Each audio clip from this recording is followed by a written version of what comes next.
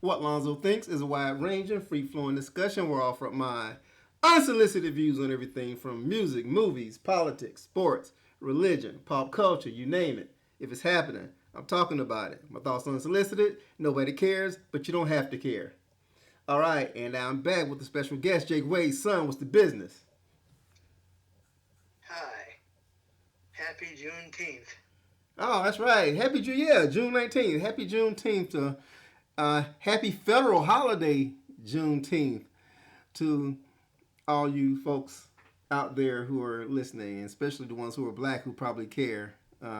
If you're somebody who's not black and don't give a damn, or if you're seething right now because this day is now a federal holiday, then why are you listening to me? All right, what you do for Juneteenth, man? I slept. What did you do? I ain't do a damn thing, man. But it's a federal holiday though. It's damn it's Juneteenth, so Yeah. There are people who are upset, and not just white people. Just there are black people who are upset about it, and rightly so. But uh, I get it. But I guess you can't have everything. no, you can't. I mean, but I think it's something that's long overdue. A lot of folks don't know what the hell Juneteenth is, so I think that in itself, it brings it back into the conversation, and maybe if folks will take time out to learn more about Juneteenth, then they'll take time out and learn more about slavery and all the other things, that are connected to it, and just become a more well-rounded, more educated person on the whole issue of slavery in America and all the kind of stuff that certain factions here in our country are trying to keep out of school curriculum and things of that nature. So anything Yeah. that enlightens someone's ability to learn, I'm all for it. Well, the fact that they're fighting critical race theory, which has not even been taught anywhere, uh, shows that nobody wants to learn. So, it's very sad.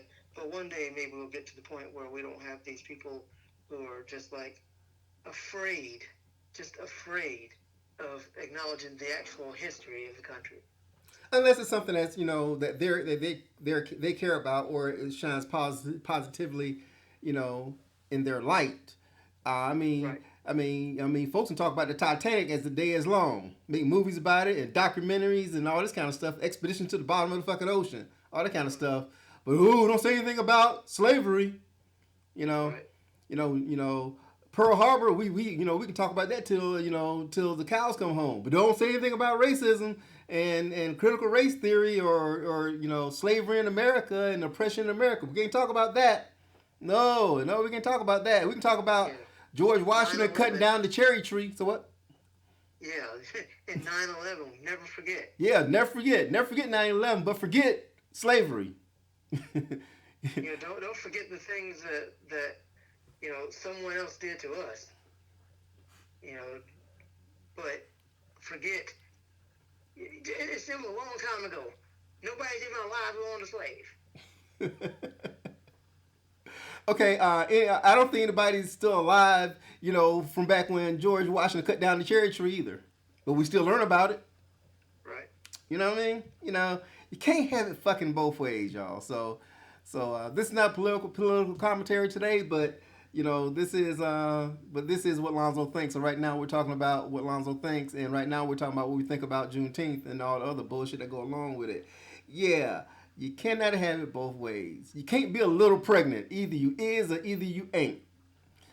And I don't think the objective is to teach our youth to hate themselves or that white people are bad. No, it's about critical points in our nation's history where a certain group of people you know did terrible things to another group of people. You know, obviously, it's not as bad as it was 100 years ago or 200 years ago, but damn it, it did occur. So you can't pretend the shit didn't occur. It's called avoidance. If you avoid something that needs to be faced head on, eventually it's gonna come around and bite you anyway, right? Yeah. See, people always have this issue where the way that it is taught in school is slavery happened and then it didn't. It's not. I don't think people really have a good grasp of why it was a thing, like how it lasted so long, but why it happened to begin with, and the fact that I actually had, I won't call it a conversation because it wasn't, but I had a confrontation with somebody, a very old woman, who actually said, um, black people were brought over here from Africa because they were running around wild and climbing the trees in Africa, but they were brought here to help on the farm. Eddie, I want to talk to you. You treat me like Eddie Boo. But see, that would have never happened. We would have never had Umfufu if it wasn't for the kindness of the colonizers. So that's the way this person told it, and it's very unfortunate that people actually feel that way, and that's why we need to actually teach the truth about it all. Yeah, absolutely, man, and you're absolutely right. And like I said, avoiding the issue in no way, means that it didn't happen. And the resistance to bringing this stuff, to light in our curriculum says a lot. So, Right?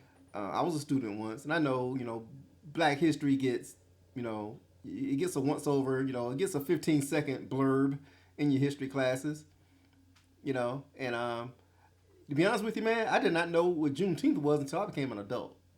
So, you know, I'd heard it. I'd heard it, but I guess I didn't quite know exactly what it was. I've heard about it my whole life, and I've known people who celebrate it my whole life, but I never, I didn't delve into it. And, yeah, it wasn't until I was, in my 20s that I realized what it was actually supposed to be and why it was something we should be happy about. But, there are people who don't think we should celebrate it um, because it's a Texas thing, you know. well, It's not. actually, actually, I was in Texas. I was living in Texas when I learned about Juneteenth. There was a Juneteenth festival, an annual Juneteenth festival in San Antonio. And a friend of mine, Veronique, if you're out there listening, how are you? Actually took me to the Juneteenth festival, and that's where I learned about it. Was at the Juneteenth festival in San Antonio, Texas. I think if I had never been in Texas, I probably would still be as ignorant as a lot of folks are to Juneteenth and what it stands for. So yeah, you're right. Absolutely. Yep. It needs to be in the curriculum, so no one should wonder what Juneteenth is. And Yeah. no one should be upset about another holiday. Come on. No. No, they shouldn't. They shouldn't. You know. But you know what? I said this the other day on YouTube, and I was hoping I would get a great response, and I got none. But I wonder if Republicans put up Trump's birthday as a holiday, who would be happy about it? How fast would that go through? Will we have 14 Republicans say, I don't see the point of this? Or will they be all for it? I think they'd I be all wonder. for it. I think they'd be all for it, man. I think they'd be all for it. Yeah. Yeah. So if you're out there listening, and you clicked on this link to learn about the one hit wonders, comment below and let me know what you think. First of all about Juneteenth, and then let me know what you think about the one hit wonders. So that being said, let's let's get this show on the road. All right. All right, what is a one hit wonder, man? What is your definition of a one hit wonder? Well, some people have the wrong definition of one hit wonder, where it is they have one really good song and then the rest is not so good, and that's not right. Um, my definition of one hit wonder is they made one good song and then no more songs at all, and they had no more hits, not even minor hits. A lot of people can consider one hit wonders to only have one hit, even if they had some minor hits later. You know, um, case in point, Falco. He actually had some other hits that were minor hits, but Amadeus was the big hit of his. I don't consider him a one hit wonder. These are people who are essentially flash in the pan. You know, Well, gone right after the one song. well, I kind of beg to differ. I think that the whole one hit wonder thing is more of an American thing. I mean, as far as impact on the American charts, obviously Falco was an international star, but he had one mega hit in the United States, and I think that's what it's kind of more so referring to is Well, that the Commissar was a minor hit here. yeah, but it was nowhere near the impact of Amadeus. I mean, Der Commissar, I don't know, did it even make the top 40?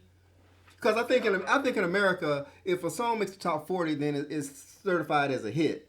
You know, it makes the top 10, then it's a major hit. But I think anything that hits the top 40 is considered, you know, a feather in your cap, and it drops you into that rarefied air of a one hit wonder. Um, I guess if I think of the charts at all, it's kind of a hit. well, yeah, I mean, but it's got to be a cutoff point somewhere. I mean, if your song makes number 99 on the Hot 100, then nah, I don't certify that as a hit. Be a top 40, I get it, I get it. Um, but yeah, I think the whole one hit wonder thing is more about the impact of one particular song versus the impact of any other song that you put out. If they, yeah, you know what I mean? So, I mean, if it's such an egregious gap between that one song and the rest of your body of work, that's where the delineation comes from, in my opinion. In my opinion, and obviously, as we talk about some of these songs on this list, we'll we'll be able to better define that for our listeners and for our own edification as well. So, Right. so that being said, there are 100 songs on this list. We're not going to do all 100. What we're going to do is we're going to kind of skim through the first from 99 to 50. We'll kind of just hit on some of the hot points, and then we'll do a deep dive on the last 50. What do you think? Great. That's a good idea. All right. So let's just start with number 99 on the list. It's You're a Friend of Mine by Clarence Clemens and Jackson Brown. Now, this should not be classified as a one hit wonder because both guys are stars in their own right. Of course, Clarence Clemens was the famous saxophonist in the E Street Band, which is Bruce Springsteen's band, and Jackson Brown was a certified star solo artist. So these guys came together as a duet, and they released a song called You're a Friend of Mine, and the song was from 1985, and let's see here. Did it make the top 10? I don't know if it made the top 10 or not, but it was a hit song, and it is looked at as a one-hit wonder. I don't think that this song should be considered a one-hit wonder because of the star wattage of the two artists who made the song. What do you think? I agree with that. I agree with that because again, yeah, they separately they are stars themselves. I guess they're considered one hit wonders because they did this song together and it was their hit. And I guess that works. But I mean, look at it uh, this way. Look at it this way. If if Robert Plant and Mick Jagger did a song together and it went to number one, and they never had another hit song together, would that be a one hit wonder? no, I mean I guess you would call that a one off. Yeah, yeah, Not a one hit wonder. yeah. But So, the question here hmm? is this the 99th greatest one hit wonder? uh, no, it's not. I don't think it belongs on the as far as in the top 100. I mean, I didn't like the song. Period. It was a pop song. But it didn't resonate with me. So yeah, it's not even a top 100 one hit song if you ask me. I agree. And that's all I have to say about it. All right. That being said, we'll move on to the next one. Number 98, Rock On by Michael Damian. Now, this song is very significant to me because it's Danny Romalotti who did the song. But yeah, it is definitely a one hit wonder because Michael Damian never had another major hit song other than Rock On. So this definitely qualifies as a one hit wonder. The song did go to number one on the pop chart. And yes, I think it does fall into the 100 greatest one hit wonders because its song was a catchy tune and it did resonate. And the fact that it's Danny Romalotti, that says something as well. So yeah, it's a top 100, but yeah, it definitely qualifies as a one hit wonder. It's the definition of one hit wonder if you ask me. Go. It is the definition of one hit wonder, as you said, for the reasons that you said. I personally don't think this version of the song is good at all. Um, this is a cover of the Ethics version, um, which was from, I believe, the 70s, um, which I think was a very good version of this song. This one here, this is an updated kind of uh, pop rock version. It's it's all right. I don't know if it's really that great, uh, but yeah, definitely a one hit wonder. And just because the song itself is a good song, I'm okay with it being here. Um, but yeah, this is not the version that I like. And I've said it before. I actually like the Smashing Pumpkins version of it, which is better. Um, but again, this song's it's pretty good. I have no problem with it being on this list. All right, we agree there. So moving on. Okay, we're gonna jump down a little bit to number 92 on the list is the Ballad of Jane by L.A. Guns. Who? I've never heard of L.A. Guns. I've never heard of the Ballad of Jane. I don't know who the hell this is, man. So you need to enlighten me, son. Who the fuck is L.A. Guns and what is the Ballad of Jane? I've never heard this song before in my fucking life. I wish I could tell you. I've heard of this band, but I don't think I've ever heard of this band. I don't think I've ever actually listened to anything they've done. I wish I could tell you what it sounds like, or what it's about, or if it's even good, but I can't because um, never have I come across this. So, I guess it shouldn't be on the list, huh? Hell no. So if you're out there listening and you know who Ballad of Jane or L.A. Guns are, and if you have heard the song The Ballad of Jane, please chime in and comment below and kind of let me know what your thoughts are. I'm not gonna take out the time to even look this damn song up because it probably sucks. So L.A. Guns, Ballad of Jane, fuck off. All right. Next up, number 91 on the list is Frank Stallone, Far From Over, from the soundtrack of the movie Staying Alive. Now you're wondering, who is, you're probably saying, who? Frank Stallone, the last name sounds familiar. I don't know, damn, Frank Stallone. Yes, Frank Stallone is Sylvester Stallone's brother. And you've seen Frank in probably every uh, uh, Sylvester Stallone movie. He always had bit parts in his brother's films and everything. So he got a little work. He rode his brother's coattail into the entertainment industry. He was lucky enough to. He was a singer, of course. He had a hit song. It was in the top 10. It was a pretty catchy song. It was the opening song from the movie Staying Alive, which is the sequel to Saturday Night Fever. So there's a lot of good in this particular song. So it definitely qualifies as a one hit wonder because Frank Stallone never had another hit song after that. So all that being said, what are your thoughts? Does it belong on this list as a certified one hit wonder? It does. So I And tell you what, let's give these things a score. So on a scale of 1 to 10, what does Far From Over get from you? well, I can tell you I don't like the song, and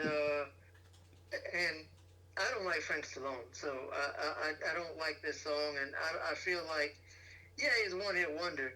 I think on the scale of 1 to 10 of the one hit wonderness of needing to be on this list, a 10.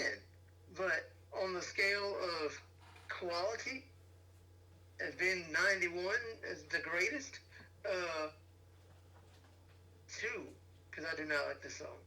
Um, I think it might be clouded by the fact that I don't like Frank Stallone because he's a racist. But Oh, is he really? oh yeah, Oh, he's enlighten me.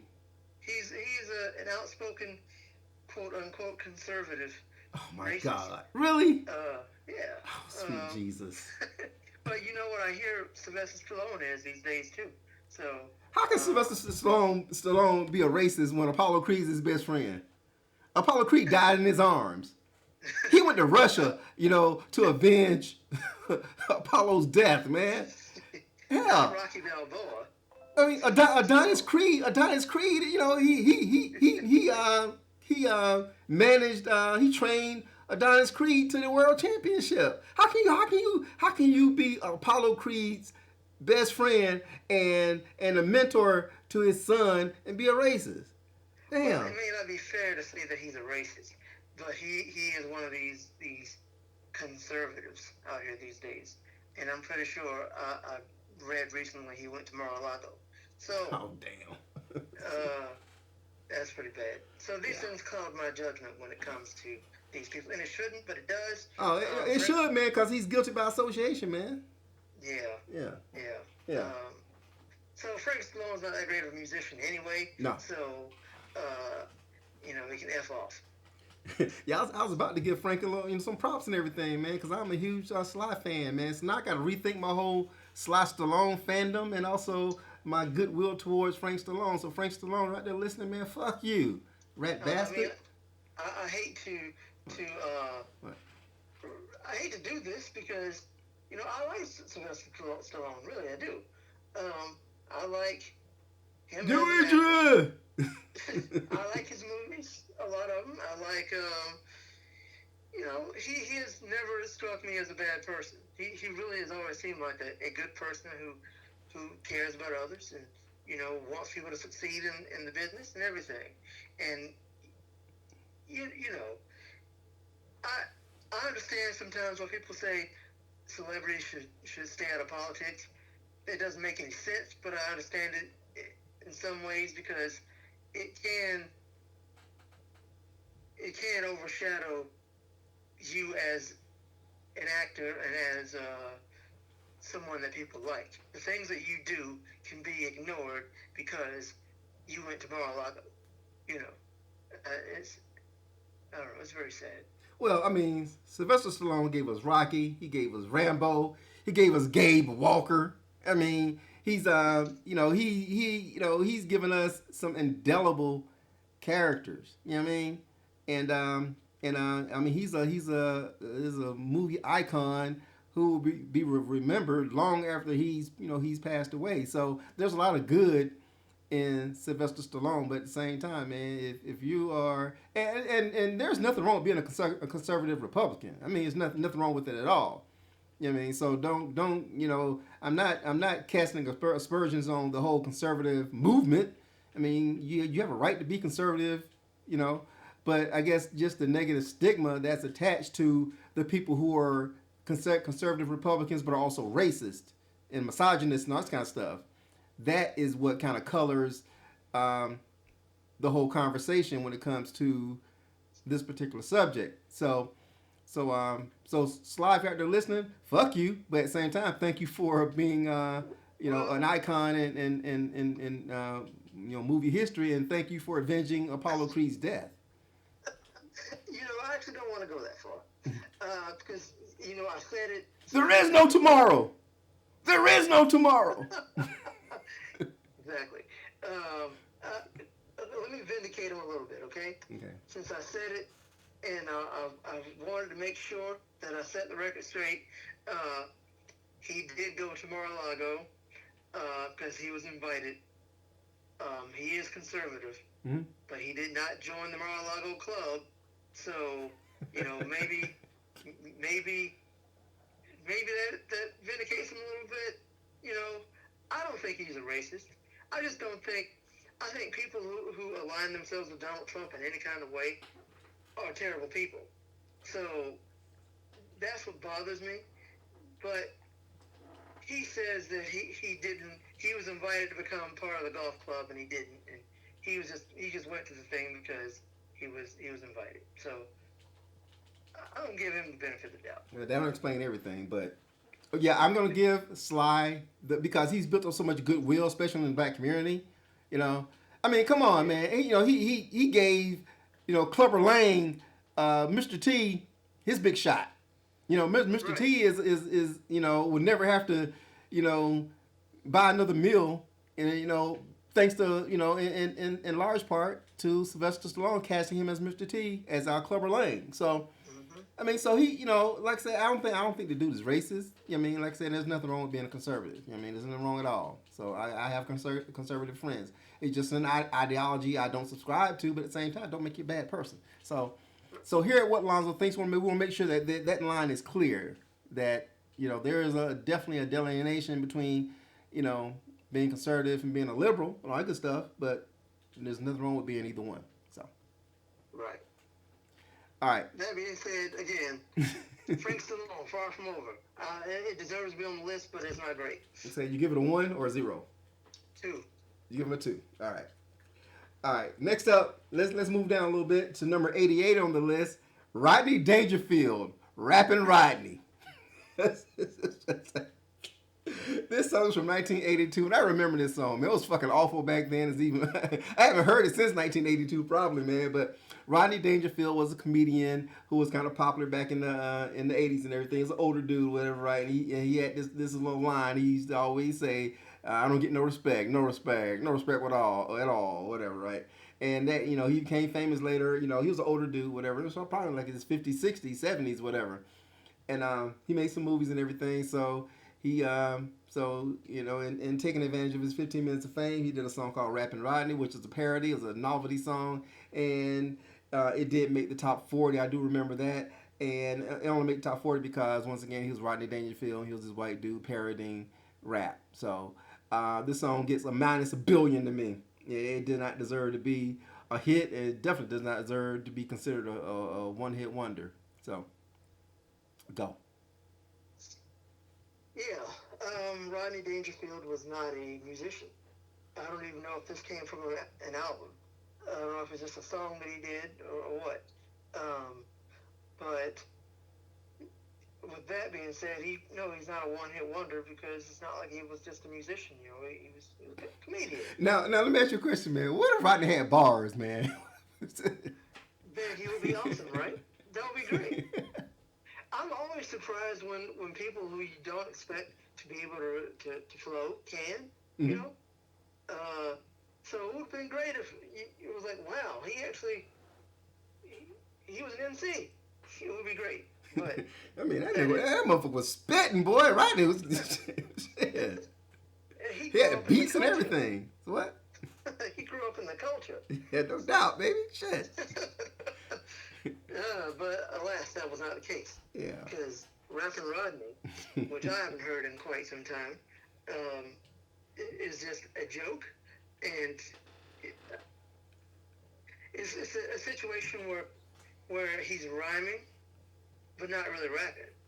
I don't even remember what the song sounds like. Like I said, it's been that long since I've heard it, so I don't remember the context of the song, what it sounded like. I remember the video, but I really just don't know. I listened to it. I remember. I know I've probably heard this in the last 10 years, but I couldn't really tell you now either. So, with that being said, this gets a 1 because it's a terrible song, and he's not a musician, so he shouldn't be on the list. But you know what? There are people who think Rodney Dangerfield is one of the greatest comedians of all time. You said that he was capitalizing on his 15 minutes of fame. I actually know recently I heard that somebody thinks that he was really the one of the greatest comedians to ever do it, and I don't know how true that is. I don't know either. So, Rodney gets a 0. No, I'm sorry, -1 billion. I give him a 1. All right then. So next up, down to number 19, down to 85 is Patrice Rushen, Forget Me Nots. This song was from 1982, and it was once again it was a top 40 hit. It was a bigger R&B hit than it was on the pop charts, but it's an indelible song that has been sampled and redone. So it definitely qualifies as it definitely belongs to be on the list, and I think it does qualify as a one-hit wonder. Even though Patrice Rushen had a very strong career, especially as a producer and session musician, but as far as a solo artist, I think this was her one shot at glory, and and it is an indelible song. So I give it a 6. Go. 6 is about right. This was never one of my favorite songs, but there's nothing wrong with it at all. Um, and she is well regarded in the music industry, and nobody has said anything derogatory about her, about anything that she's done, from what I remember. So, yeah, this song is pretty good, and uh, yeah, 6 is about right. I think 85 perhaps would be a good number if we want to put them on the list, as they did. So there you go. Um, props to her. No doubt, no doubt. All right, let's see here. Let's move on a little bit more. Let's go. Okay, number 80 on the list is Johnny Are You Queer by Josie Cotton. Who? Where are these songs coming from, man? Johnny Are You Queer by Josie Cotton? Help me out here. That gets to minus a billion. Help me out. What the fuck? I wish I knew. I really wish I knew. I've never heard of this. I've never heard of this person, but certainly never heard of this song. Uh, is this something that was popular? I have no idea. Like I said, I've never heard of the artist or the song, so I have no idea. None whatsoever. But You know apparently it what? was a hit back in I'm just 1982. gonna quickly sample it right here in my headphones. Okay. So, what's the verdict, man? So it sounds a bit like um, if you know the song "Kids in America" by Kim Wilde. It sounds like that kind of sort of. Well, I've never heard that song before, so I don't know what you're talking about. There's no context for me there. So, Interesting, huh? what's I interesting think if about you, that? I think that if you actually heard that song that I just mentioned, you would know exactly what I'm talking about. So you may think you haven't heard it, but I know you have. But Sing it for me. Sing it to me. I'm not gonna do that. Um, so anyway, with that being said, this doesn't sound too terrible to me, actually. It's kind of a pop rock song. It's silly and whatever, but it's not horrible. Well, Johnny, are Uh, you a queer? Since I've never heard it, gets minus a billion. So, in the few seconds that I did listen to, it's not a very long song. Um, it's probably meant to be a novelty, so I don't know if it needs to be on this list. But it doesn't sound too bad. I give it a 2. okay. So, Johnny, are you a queer? And Josie Cotton, if you're out there listening, why would you be listening? All right. Next up, at number 79 is an all-time favorite, "Party All the Time" by Eddie Murphy. And of course, everybody knows Eddie Murphy. Yes, I don't need to quantify Eddie's status as a superstar or anything like that. Now, I will say this much about Eddie. I liked "Party All the Time," by the way, and it was produced by Rick James. So it's an indelible 1980s track. It goes from 1985. Has a nice hook. Um, I've said this before in closed circles. Now I'm going to say it for the world to hear. Okay, Eddie Murphy is a good singer. He has a great singing voice. And if Eddie Murphy were not a comedian, if the world did not know Eddie Murphy the comedian, and he was only a singer, I think he would have been very successful, or could have been very successful as a singer. Um, and I can prove this by just saying, listen to his records. Each one of his albums, I actually bought his first 3 albums. I bought, and there were quality songs on each one of these records. Of course, "Party All the Time" was a huge hit and everything, but there are quality songs on each of those records, songs that I like very much that I still listen to this day.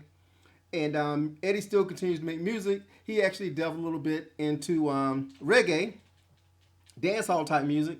And there's a song that he did a few years ago called "Oh Jaja." I love that song. Don't like. I fucking love Eddie Murphy's "Oh Jaja." So I will champion the cause of Eddie Murphy, the singer, because he has enough quality music out there to back up what I've said.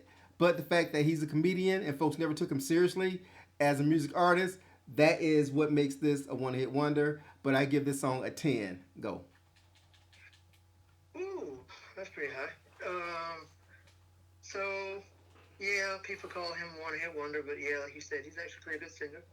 I like a lot of his stuff. I don't like everything that he's done. I don't either. Um, But I mean, but there's a lot of good quality stuff in this discography. If you go back and listen, once again, if you're able to turn off the blinders in your mind and turn off the fact that he's Eddie Murphy, superstar comedian, and just because one time, no doubt, no lie, no lie, I was on a date once. This is in back in my San Antonio days. I was on a date with this girl, and I picked her up. And I'm driving her to dinner, and I was playing a mixtape and a song from Eddie Murphy's second album, a slow jam entitled "Tonight," is playing. I did not tell her who the singer was, so we're driving, listening to the song. She loved it. She's like, "Who is that? I love this song. Who is that?" I was like, "You wouldn't believe me if I told you." She said, "No, no, no. Who is? I never heard it before." I was like, "It's Eddie Murphy." What? No, no way, no way, no way. Yeah, that is Eddie Murphy, and I would take the Pepsi challenge with this one. If you could turn off your brain and forget that Eddie Murphy, the superstar comedian, existed and just listen to his music, you'd be like, hey, this guy was good. So I'm sorry, go ahead, man. I mean, I Oh, by the agree way, with the, that. the girl that I dated, her name was Carol, by the way. So Carol, if you're out there listening, yeah. How you doing? Go ahead, man. I wonder if she became an Eddie Murphy as a singer fan from that day forward. I think she has a job in Mar-a-Lago, so she's black, Possibly. so Well, I mean, that is horrible for her. Um, but anyway, um, Party All the Time is his most well known song. So with that, I guess he is a one hit wonder with that. And he is a musician. He's not like Rodney Dangerfield who did like, a comedy garbage thing. He actually did albums, still does music. Um, like you said, Oh Ja Ja is actually a good song. Um, damn good song. really like him as a reggae singer, to be honest. Um, do you like do you like I Was a King? No, I knew you were going there, man. I knew that was next up. No, I did not like I Was a King. I like I Was a King actually. I was a king. Teach your son Rex. The song would be better, man, but it never changed the tempo. I think that song needed a tempo change. Okay, Mm, it was just it was kind of like monotone. You know, it was in the same verse. You know what I mean?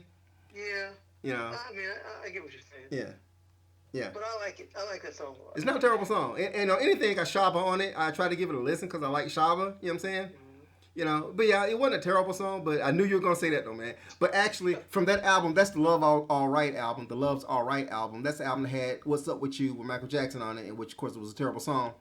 Anyways, the last song on that record, which is "Love's All Right" by Eddie Murphy, the last song on that record is a cover of "Hey Joe." And once again, I'll follow on the sword for this one. That is the best rendition of "Hey Joe" I've ever heard by anyone. And Ernie Isley plays the lead guitar on that song. I guarantee you, I challenge anyone to listen to that song and tell me it's bad. Tell me it's not one of the best renditions of "Hey Joe" ever. I love Eddie's version of "Hey Joe." Go. Okay. Uh, so while I'm not the Eddie Murphy stan that you are, I will. Stan, really, Uh, man? You gonna go there over me, man? I mean, you just like waxed poetic about his music for 30 minutes now, so yeah. He's Fuck good. Donald Trump. uh, um, all right, so Party All the Time is his most well-known song and is one of his best. Yes, if you could just get past the fact that he is Eddie Murphy, the comedian, one of the greatest comedians ever. If you never saw who he was, you didn't even see his name. If this was Edward Murphy, uh, Yeah. you would this would be a pop hit that everybody would be into to this day. So I will give this an 8. Okay. Yeah, plus you got the Rick James factor. You got to factor that in, of course. So anything Yeah, that has Rick James involved gets an extra bump anyway. So. yeah. All right, so enough about that nigga. All right.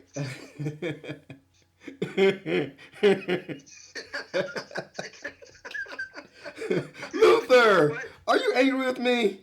You know what? What? Earlier today, though, I was kind of quoting random Eddie Murphy lines, Oh, really? and what was the one that I just kept saying today? Oh boy. Um. What? What? What? Uh. Man, I wish I remembered. Maybe it'll come back to me. But I was, I just walk around the house sometimes just saying things to myself, and I was quoting Eddie Murphy lines. This is my Um, Mac Daddy vibe I'm giving you in all its splendor. What's up? Like the cover of Jet magazine. you like that movie? I love Boomerang, man. I've seen Boomerang a billion times. That's one of my favorite Eddie Murphy performances, man. Is Boomerang, man. I love that movie. Love it. You know, I was once again talking to myself the other day. All right, Christopher uh, Williams. all right. And Pretty I motherfucker. came across Eddie Murphy lines in my head, and not just Eddie Murphy, Martin Lawrence, and it came to me that when I saw Boomerang back in the day, Mm-hmm. I was like 10 years old, Mm-hmm. and I had no idea what half the stuff they were talking about was about. Oh, really? Yeah, and I think about it now, I'm like, there's something wrong with the Twizzler. I didn't know what that was. Ain't nothing wrong with Jacqueline.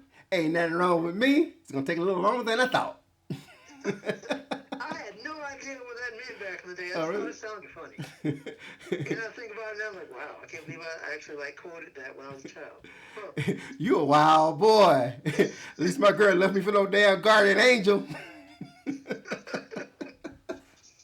Oh, that movie is very quotable, man. It's very quotable, man. Asparagus spares. It's racial, man. It's racial. I haven't Very, seen very it in many quotable. years. Mhm. But it's a good movie. Yeah, very quotable. So if you haven't seen Boomerang, why haven't you? You need to see that shit. For real, for real. All right. Right. All right. Next up, man, number 76 on the list, man, is General Public with Tenderness. By the way, we're doing the 80s, all 80s. So 80s one hit wonders, by the way, if you guys can catch that at the beginning. Anyways, Tenderness by General Public. This song was a huge hit. It made the top 10, and it actually got re-released and made the top 40 again. And it's one of those indelible 80s songs. And yeah, General Public didn't have anything else after that, so yeah, they definitely qualify as one hit wonder. I give this song a 7, but it's very, very. It has an indelible hook to it, so I really did like it. But yeah, they're definitely one hit wonders, and they definitely do belong to be on this list. Go. So it deserves to be on the list because people love it, and they are a one hit wonder, and it's quality for them in regard to actual success. In my opinion, I hate this song. I I Okay. do not like the way it sounds at all. It sounds. Tenderness, Uh, tenderness, what I is mean, it? like the whole arrangement just sounds so corny to me. Uh, it sounds like playground music or something. I just it's hard to describe. I just do not like it. And I've tried it, and for some reason this comes on like I have an old iPhone that I use to play music on in the car, and it comes on there. And I'm like, why do I have this song on this thing? I apparently downloaded it for some reason, and I never took it off. Uh, That'll make it a I, bad song. no, I'm saying it's a bad song because I don't like it, and I have it on my thing, and it plays for me randomly, and I don't like it. Um, I've never liked this song, so I don't know why I own it. Own it. You know what I'm saying? I don't know why I would even have it to listen to. It's bad, and you should feel bad for liking it. I gave it a 1. You a hater, man. Mm-hmm. All right, next on the list at number 75 is JJ Fad Supersonic. Now, JJ Fad was a hip hop group out of LA, out of Compton, as a matter of fact. I think Dr. Dre worked with them and everything. And Supersonic was a huge hit for them, made the top 10. And it's a rap song. I guess you can call it a rap song. Uh, but Supersonic by JJ Fad fucking sucks. I fucking hate this goddamn song, man. I never liked the second of this goddamn song. It was stupid, redundant. It was like just like a drill in my fucking brain every time I heard it, man. I've never heard the song in full. I would turn as soon as I heard it, I would turn it off. If I'm in a club or whatever, I had to get away from it. But I hated this motherfucking song, man, with every inch of my fucking being, man. So JJ Fad, if you're out there listening, yeah, you were a one-hit wonder. You guys never had another major hit after that. Fuck all y'all. Go. Oh, and it gets like a minus a zillion. So go. Yeah. So JJ Fad lived up to their name. They were a short-lived fad, if you even want to call it that, because this was their only hit. It was a hit. Um, People liked it, and that's why it's on this list. I think back in the day when I heard it as a kid, I didn't mind it, but as an adult, I do not like it. Um, it is certainly not something that I would want to listen to today.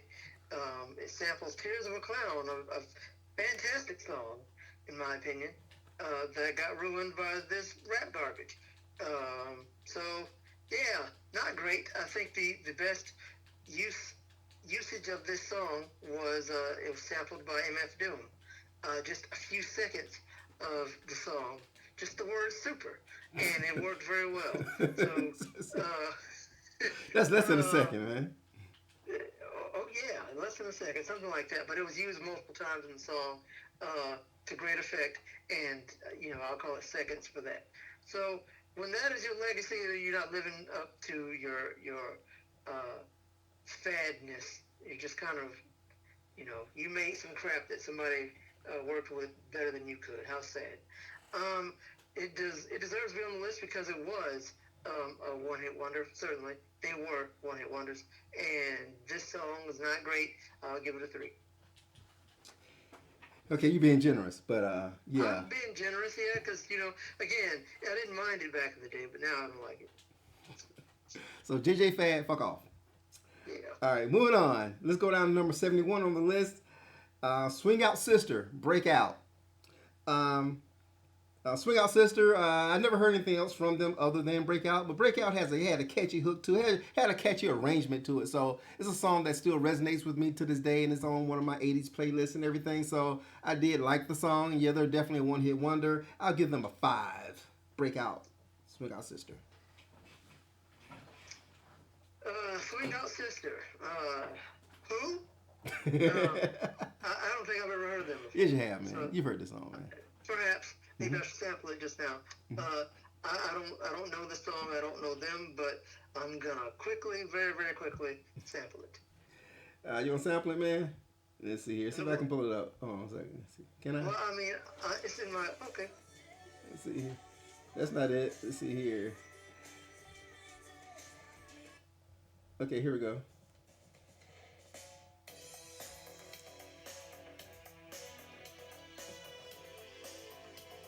Can you hear that? Yeah.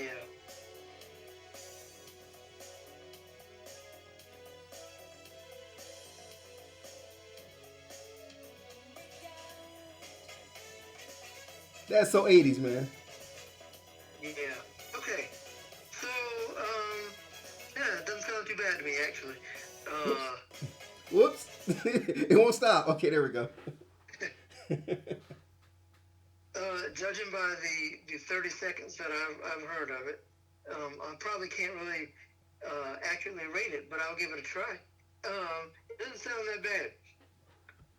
You say that it's an 80s song that you listen to this day. You gave it a 5. Um, uh,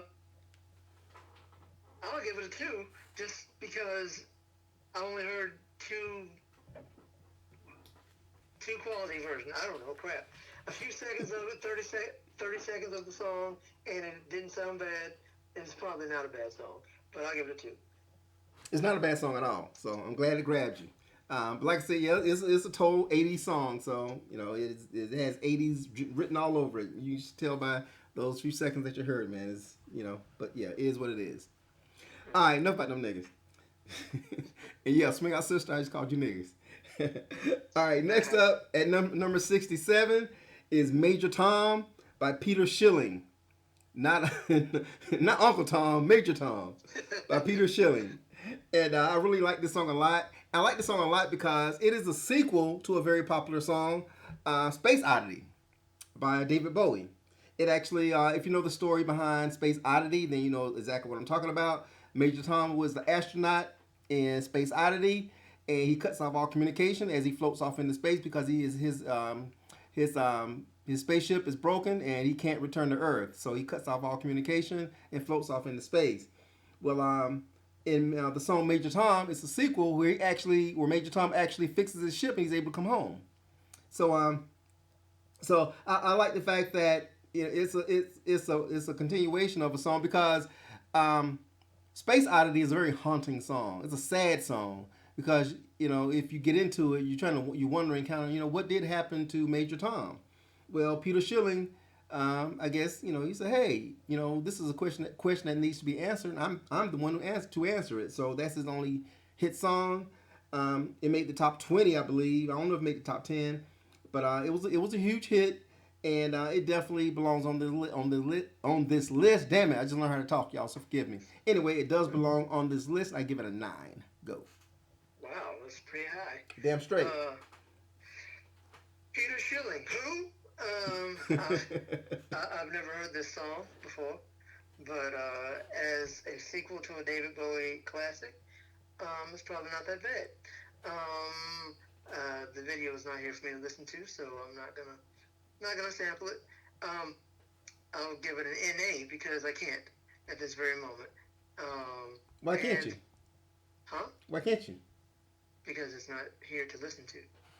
Let me see if I can find it real quick. So, I guess I could jump on YouTube real quick, but that's all right. I'm pulling it up now, so we're gonna find it right now. Major Tom, not Uncle Tom. So let's see here.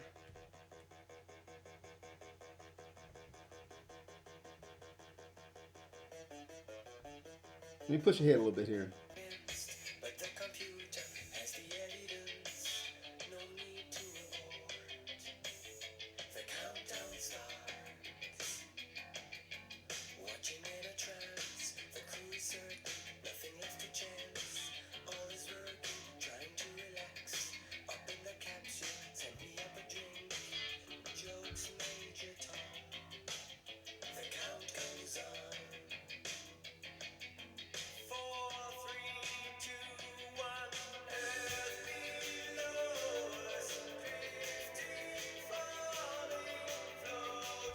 All right, what do you think? okay. Well, that sounds pretty good. Uh, wow. Okay, Peter Schilling. So I Not give a it bad 5. song. Yeah, it's not a bad song at all. Just from the little bit that I listened to just now, that does not sound bad. Since I've never heard of him, he probably didn't have any more hits. So does he deserve to be on the list? Probably. And like I said, I give him a 5 for the quality of the snippet that I just heard. Alrighty then. So so are you familiar? I'm sure you're familiar with Space Oddity, right? Mm-hmm. Okay. So all right. So if you're not familiar with Space Oddity, please, if you're out there listening, go listen to David Bowie's Space Oddity, followed by Peter Schilling's Major Tom. If you're doing a mixtape, make sure these songs are in sequence. Okay. Oh, damn. Next up on the list, I'm going to number 64. Ah, damn. I Don't Like Mondays by the Boomtown Rats. Who? Let me tell you about the Boomtown Rats. The Boomtown Rats was I think an Irish or a British band from the late 70s, early 1980s. They never had a major hit. They did have, I guess, I Don't Like Mondays. I guess it made the top 40 or whatever, right? I don't remember this song at all. It probably fucking sucks. But the Boomtown Rats, their claim to fame is this is the band that's led by Bob Geldof. And of course, Bob Geldof is the guy who put together Live Aid. We Are the World and that Christmas song, Do They Know It's Christmas, all that kind of stuff. He was the guy who went to, I guess, Ethiopia and saw all the starving black children and said, hey, I gotta do something about this. I'm gonna sing and fix hunger. So so that is um, that is his claim to fame. Of course, uh, Bob and I have a complicated relationship. So he is famously quoted as calling Prince a jerk for not showing up, for not participating in We Are the World.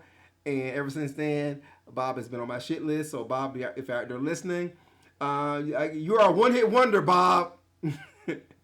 Fuck you and your mother, Bob. Wow.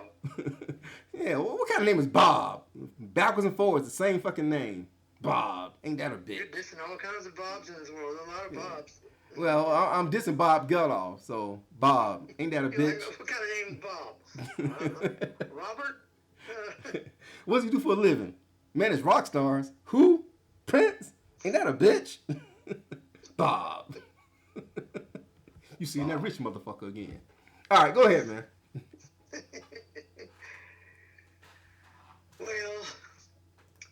Well, this is a piano-driven.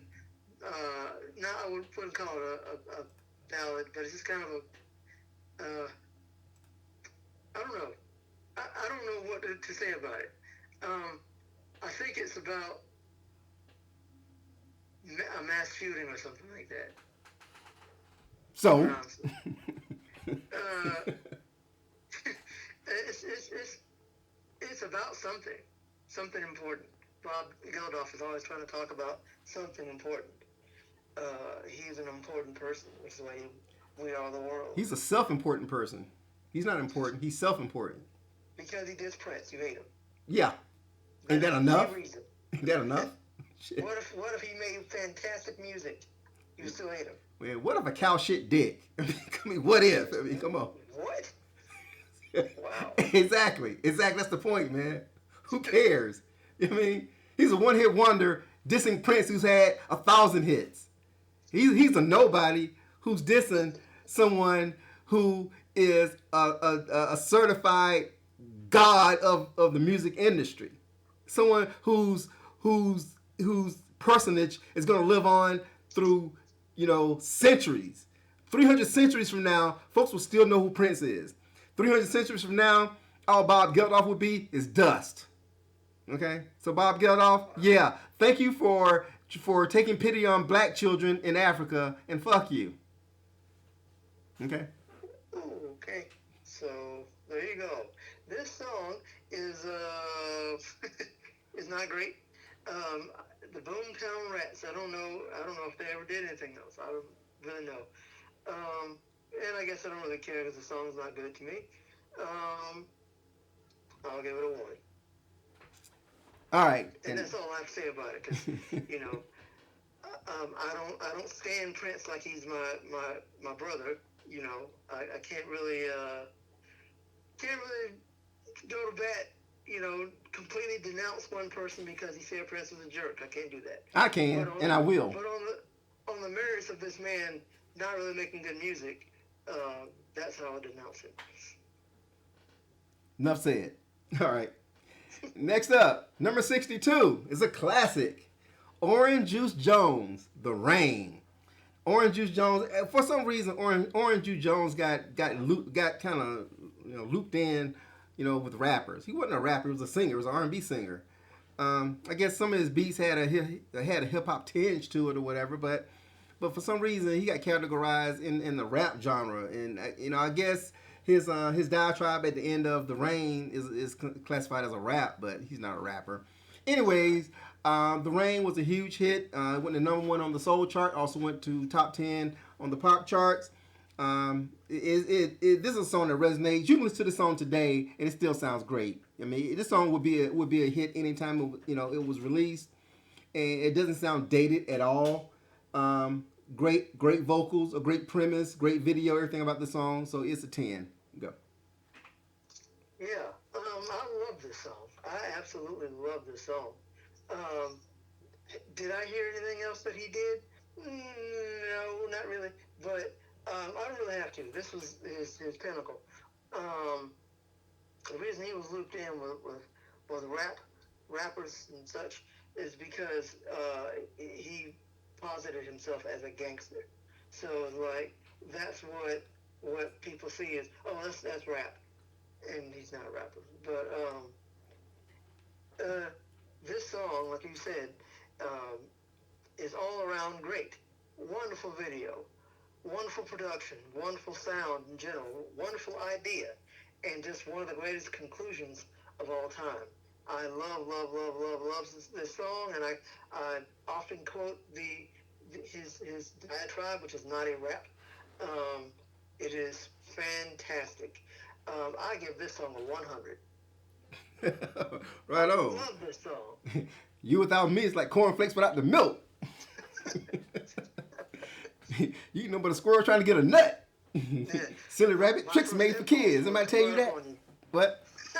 My first impulse was to run up on you and do a The Rambo. Rambo. Pull out the jamming flat blast both of you. But But instead I I didn't want to chill. mess up. That's right, chill. I didn't want to mess up this $3,700 Lynx Next coat. coat. Now get on out of here.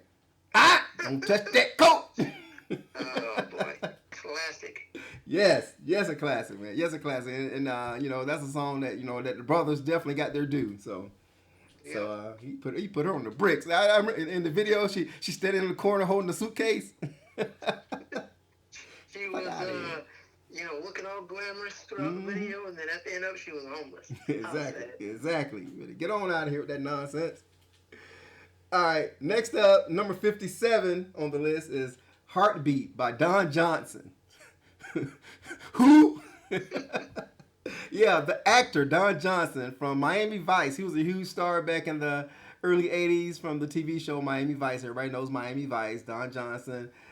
He's an actor and he became a huge star and everything. He's famously known for he dated Barbara Streisand, and how that happened is beyond me. He also was married to Melanie Griffith, so he got around a little bit. He was a sex symbol and all that kind of star, so all that kind of stuff. So the song sucks, by the way. But I think he was dating Barbara Streisand at the time that this album came out and this song came out or whatever, right? But it was a top 10 hit and everything. And but yeah, it's total 80s drivel, and it does not deserve any type of status, so I give it a 1. Uh, yeah, this is a novelty song in my opinion.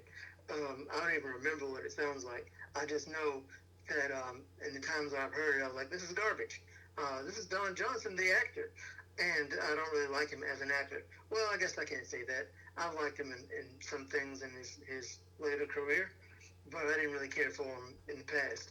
Um, not into the song. It's just yeah, one of those '80s songs where people just, hey, I can sing too. Let me make a song, and it just didn't work out that well in my opinion. I give it a 1. Yeah, it's like, because I'm famous and I have the ability to make this happen, then I'm going to go ahead and sing too and get a hit out of it. It's like NBA players trying to rap. I mean, just because you make a bunch of money and you're a multi-talented, super talented athlete don't mean you can fucking rap. Everybody can't be Or Dame Dollar, okay? or like a rapper who thinks that he can act, Yeah. or a rapper who thinks, oh, because I'm a rapper, I can make a clothing line. Yeah. What makes you a fashion designer?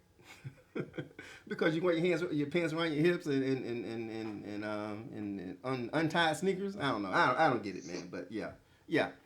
I mean, it's good to be diversified, and if you're a multi-talented, by all means, use every talent that you have. So I have nothing against that. I mean, if you're an NBA player and you love hip hop and you got skills, you got bars, go for it. But if you're whack, just be prepared to be called out as whack as well. You know what I mean? Like I said, Don't and think I that think Dame everything Dollar you is like do is one. I think Dame Dollar is one of the worst things to happen to athletes and hip hop, because now since he is a certified MC, now everybody thinks they can do it. So you know, yeah. so therein lies the dichotomy. All right, next up. I'm sorry, you gonna say something? No. Okay, next up at number 55 is "Oh My God." Till Tuesday, Voices Carry. Now, Till Tuesday was obviously a pop group from the 80s, and Amy Mann is the lead singer, and I think she wrote most of the songs. Voices Carry is one of my favorite songs of all time, period, in any genre. I absolutely, positively love Voices Carry. I like what the song is about. I love what the song is about. Everything about this is is one of the most perfect quintessential 80s songs you will ever hear. I have nothing but platitudes for the song. Amy went on to solo success. She actually got nominated for an Oscar for a song that she did for the movie Magnolia, and the title of the song "Save Me." The name of the song is "Save Me" from Magnolia. So she was not a one hit wonder. She had two hits, and she got nominated for an Oscar. So that says a little bit about her talent and everything. But Voices Carry, the song, the video, everything about this song is fucking perfect. It gets a million on my list. Go. It gets Great. positive million. Okay. You know, it's a good song. I don't have the platitudes, quite honestly. I do. Uh, I guess you had to be there. And when this came out, I was 5. I I don't know. I like the song well enough. I like Amy Mann well enough. I respect her and everything. I you probably won't catch me just blasting this on a playlist, but I don't think it's a bad song at all. And as far as the one hit wonderness of it, uh, I guess till Tuesday, yeah, they I guess they had one hit. Uh, so sure, I mean this is a good song to be on here. Certainly better than the stuff that came before it. And again, I don't love it, but I also don't hate it. I think I'll give it a 6. It's worth listening to, certainly. It gets a 10, man. But okay. You gave it a million or something. Yeah, but you should at least give it a 10. All right. But yeah, I highly recommend checking out Till Tuesday, Voices Carry. All right, next up, down to number 52, Taco, Putting on the Ritz. Putting on the Ritz. This was definitely a novelty song. It was kind of catchy, but once again, it was a novelty song, and it went to, I think it definitely made the top 10 here in America and everything. And yeah, it's definitely a bona fide one hit wonder because nobody ever heard of Taco again. So yeah, it deserves to be on the list. I give it a 3, but yeah, it does deserve to be on the list. Go. It does. This is a song that I kind of equate with the 80s. When I think about, being a child in the 80s and just things, hearing songs over and over again, Taco. When I hear the name Taco, I think of wonderful food, but Yeah. at the same time, I think of this guy who did this song, Putting on the Ritz. And I think, I don't think it's bad. I kind of like it. If you're I blue think and it's, you don't know where to go to, why don't you go where fashion sits? Putting I on the think Ritz. it's a cover, actually. I don't Yeah, think it it's an is. original I song. think that's a song like from the 30s or something. Yeah, Yeah. yeah. Um, you know, it probably sounds almost exactly the same. So it's not bad. I don't think it's a terrible song. It's really inoffensive and it's just like I said, it's catchy. I don't love it, but it does not offend me. Certainly nobody has heard of Taco again. We don't know. No one can name another Taco song. I No, can't, I can't but either. I can name all kinds of different tacos, but I can't name Putting on the Ritz, a sequel to Putting on the Ritz. I just can't. So, it deserves to be on the list, and the song is not bad. I give it a 4. Whatever. All right, What do you so give it? A 0? I gave it a 3, man. Well, 4, 3, whatever. 4, 3, 2, 1. Earthy. Okay. All All right, right. so now that brings us to 50. So we're going to go from 50 down to number 1. So let's make it quick. And just quick blurbs. And let's, we have to dig a little bit deeper. So number 50, Der Kommissar, After the Fire. Not Falco's version, After the Fire's version of Der Kommissar. It was a top 10 hit. Both versions are great, and it definitely deserves to be on the list. and I give it a 5. And it's a catchy tune. Yeah, it's definitely qualifies to be on this list as a one-hit wonder. Go. I love Falco's version. The Fire version is also good. It's good in a different way. Um, uh, you know, it's in English, so Yeah, that too. it's good. I like it. Uh, Props to everybody here. I will give it an 8. Okay, Falco's version get a 10 because the video with him running down the street in front Okay, so in front of the screen. Amplifiers version is better. Certainly, like the video, Oh, certainly better. Falco's video, man, is classic, man. What you talking about? I love that video, Well, man. I mean, there's not. I like the video, but there's not much to it. Amplifier actually tried to go with the the story of the song Hmm. in the video, and it's kind of creepy. It's got spiders and stuff crawling all. So I like it. It's a better video, but not a better version of the song. I feel you, man. All right. Next up, number 49 is Buffalo Stands by Nina Cherry. Of course, Nina was singer slash rapper, and Buffalo Stands was a huge hit for her. I actually this is from the album entitled Raw Like Sushi, which is a great title, and I liked the album a lot. There was a lot of good songs on that album, and she was a talented artist. Not the greatest singer, not the greatest rapper, but she had just enough talent to kind of get over and be and have a certain level of respect in both genres. So yeah, it definitely deserves its place at number 49. I give it a 6. Go. Yes, I love the song and I love Nina Cherry. I'm not too surprised this was considered her only hit because I like a lot of her music. I think she's great. Um, um, she has improved her singing has improved over the years, and Plus, back then I'm a she was big smoking hot. By the way, back then. So. I personally think she still is. Um, I'm a big fan of her now. She's putting out some awesome stuff now. In her later career, it doesn't sound like the old stuff, but it's good. Um, this song is fantastic, and it deserves to be on this list only in that it's great. I'm sad to know that she's considered one hit wonder. I give it a 9. Okay, I can get with that. I mean, I haven't heard any of her late stuff, so I have to check her out. But yeah, she definitely deserves and the props that you've given her. So I'm with that. All right. Next up, Easy Lover by Philip Bailey, and Phil Collins. So Phil and Phil with Easy Lover. Of course, this was a huge hit. Now this one qualifies just as the song we discussed before with Clarence Clemens and Jackson Brown. These guys were stars and multi-platinum artists. Without coming together. Of course, Phil Collins was with Genesis, and also obviously he had a huge solo career. And Philip Bailey was the lead singer of one of the greatest R&B groups of all time, Earth, Wind, and Fire. So they both are icons in their respective genres. So I would not qualify this as a one-hit wonder. So I'm going to say it does not even belong to be on this list as a one-hit wonder because these guys have had platinum selling hits. Go. I agree with that. Oh, what do you give it?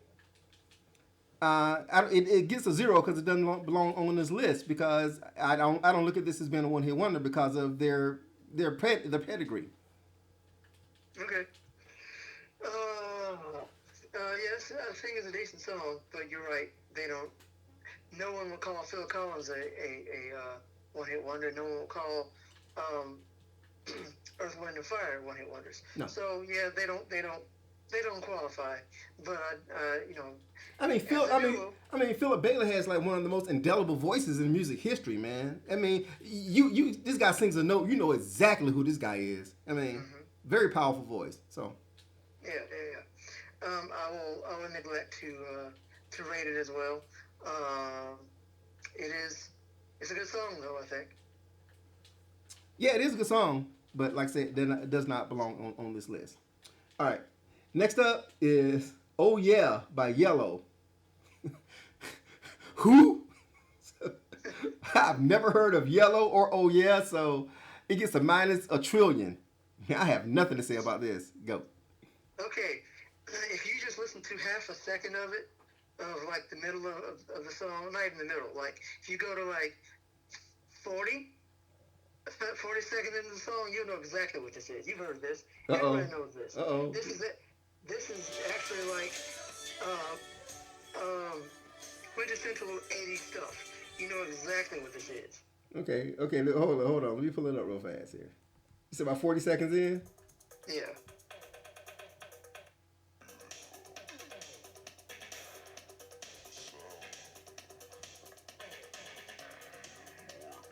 I've never heard this before.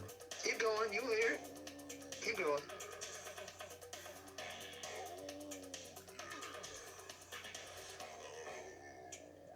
Okay, if you don't get it now, then I guess you're not gonna get it. I have no idea, man. You have no idea what that is? Wow. No. Okay, well Okay, my son Noah is in here with me, and he just looked at me like, "Motherfucker, you know." So if Noah's looking at me like I should know this, something wrong. What is this, man? I heard it before. You've heard it before. I've never heard this before, man. that's crazy. My son, my 16-year-old son knows this song and I don't. Something wrong. That is crazy. Yeah. I don't know how that could be. Yeah. Oh I wow. think, Okay. well, listeners, if you know what this song is, shame him, okay? Because everybody knows what this song is. Everybody knows this. This is just like an 80s pop um, novelty that just, even if you don't even know the song, you probably didn't know it was a song. You just knew that, that whole part that we just played was, you hear it all the time. No. I don't know how you could not know this. I No. really don't. I don't. I've never heard this before. So you making shit up. Yeah, and Noah's yeah, making shit up. How much did you pay Noah to out me like that, man? I had no idea he was there, so there was no way that I could have. I didn't Venmo him any money. I don't know. I'm gonna put Noah on punishment now, cause. But it is that widespread. People know this freaking song. Except me. Okay. You. Okay. Well, anyway. Now, is it a good song? Is it good? No, it ain't good. No, but it it's but it is iconic, and it deserves to be on the list because you've probably never heard anything else from them. I know I haven't. And is the song good? No, it's not. Again, I'll give it a 1. But again, it is iconic and deserves to be on this list, certainly. I don't agree. All right. Weird. That's weird. Ain't nothing weird about that, man. It is. All right, nigga. All right, next up, Catch Me I'm Falling by Pretty Poison. I don't know this song at all. Pretty Poison, the name sounds familiar to me, but I can't place them. The song is called Catch Me I'm Falling, and I have no concept of this, so I'm going to give it a 0. You know I'll it? give it an. No, I don't know this song. I'll give it an NA. I don't know it. Let's see here. Hold on. Are you ready, boy? Here I come. Catch me falling.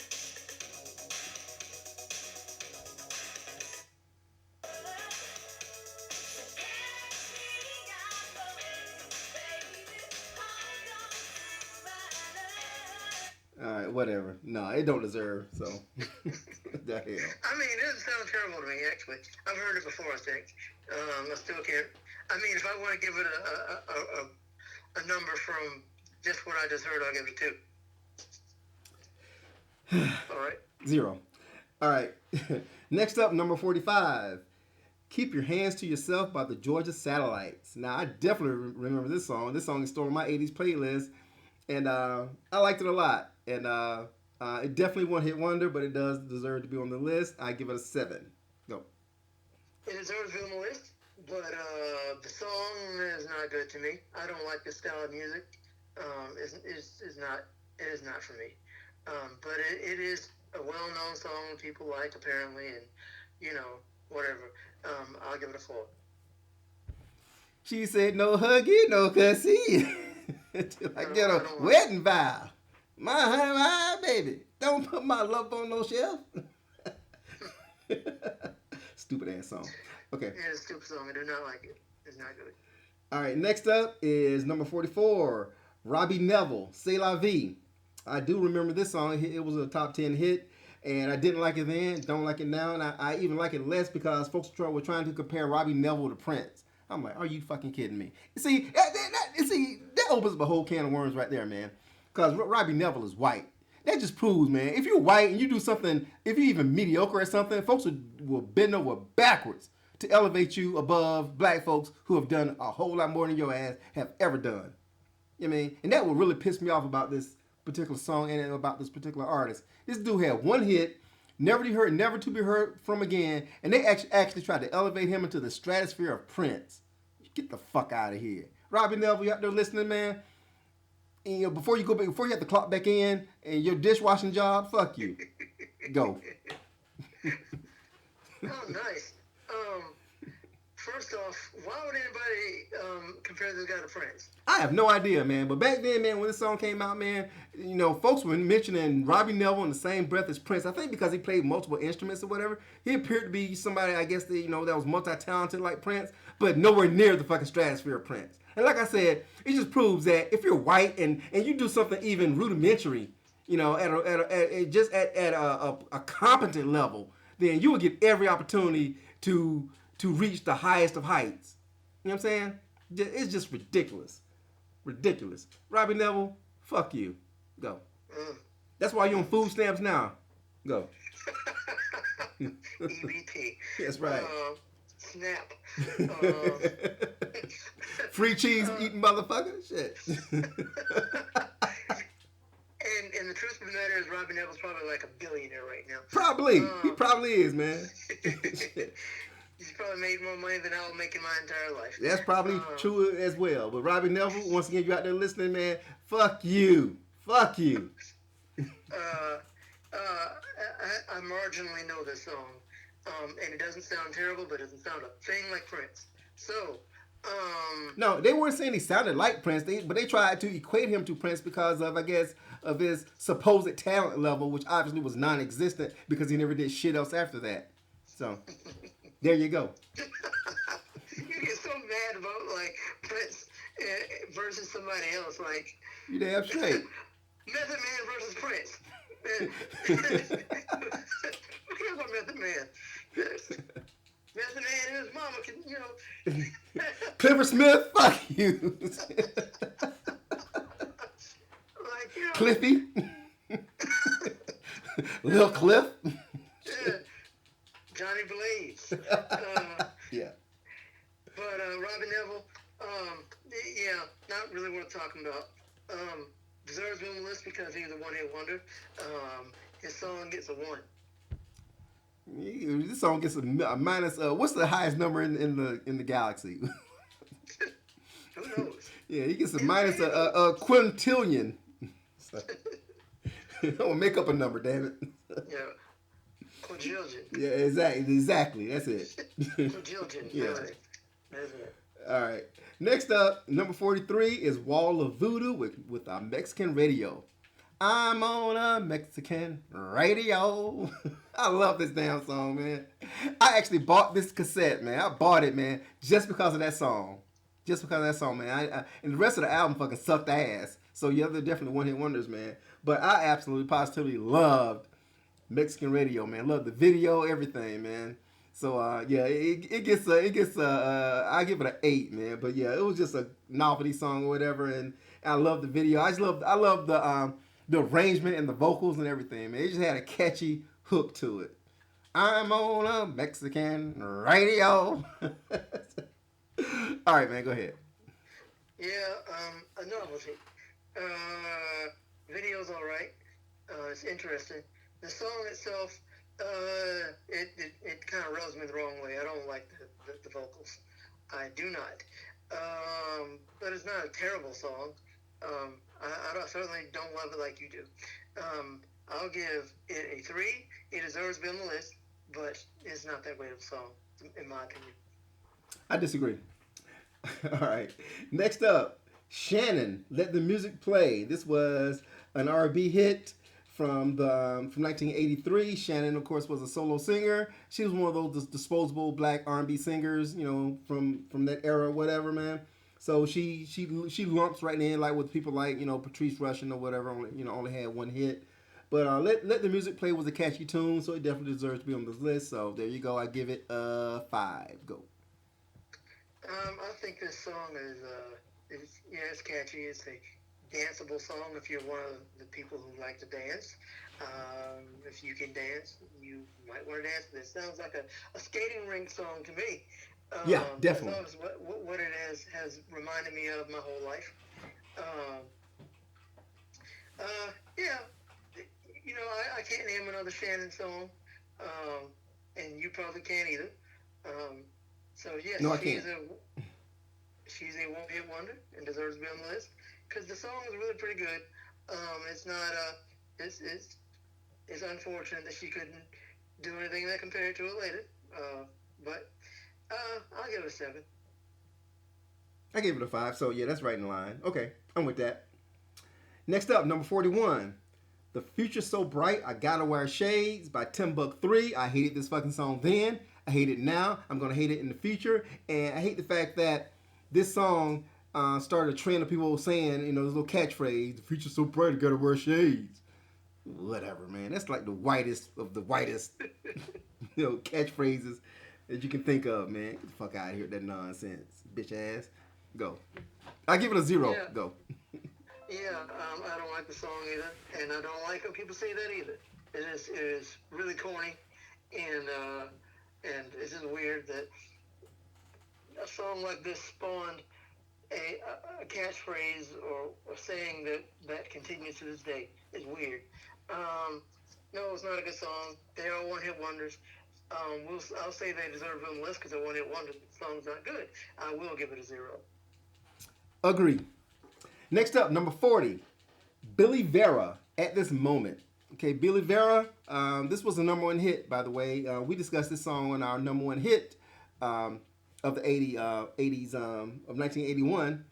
And definitely one hit wonder. You never heard from Billy Vera again. And deservedly so because the guy had the charisma of a walnut. So did it deserve to be on the list? Hell yeah, it gets 8 because it's an indelible 1980s one hit wonder. So yeah, no. I don't remember what I said about the song in the past. I may have said who. Uh, Dilly and the Beaters. I don't know. I don't really remember the song. I, It's a did I ballad. remember it? It's an 80s ballad, so there's really nothing special about it. Hmm. I'll give it a 1, and it deserves to be on the list because It, I remember it to some extent, but at this very moment, it's not coming to mind. it deserves to be there. Okay. All right. Next up, number 39. The Buggles. The Buggles. Video killed the radio star. We've definitely talked about this one before. And I think this was the first number one song of the 80s, I believe. Was that Stars on 85? Stars on 45? I forget. Anyway. 2045, I think. Yes, Okay. it was. Well, Video Killed the Radio Star was definitely a one hit wonder. The song did go to number one, I believe. It was from 1979, and I think it crossed over into 1980. So, yeah, it definitely deserved to be on the list. I give it a 6. Go. I've said it before. It's not my favorite song, but I love this album. I own this album, and I really enjoy it. That's personal. It is. Um, eh, this song, I like it, and I think it's good.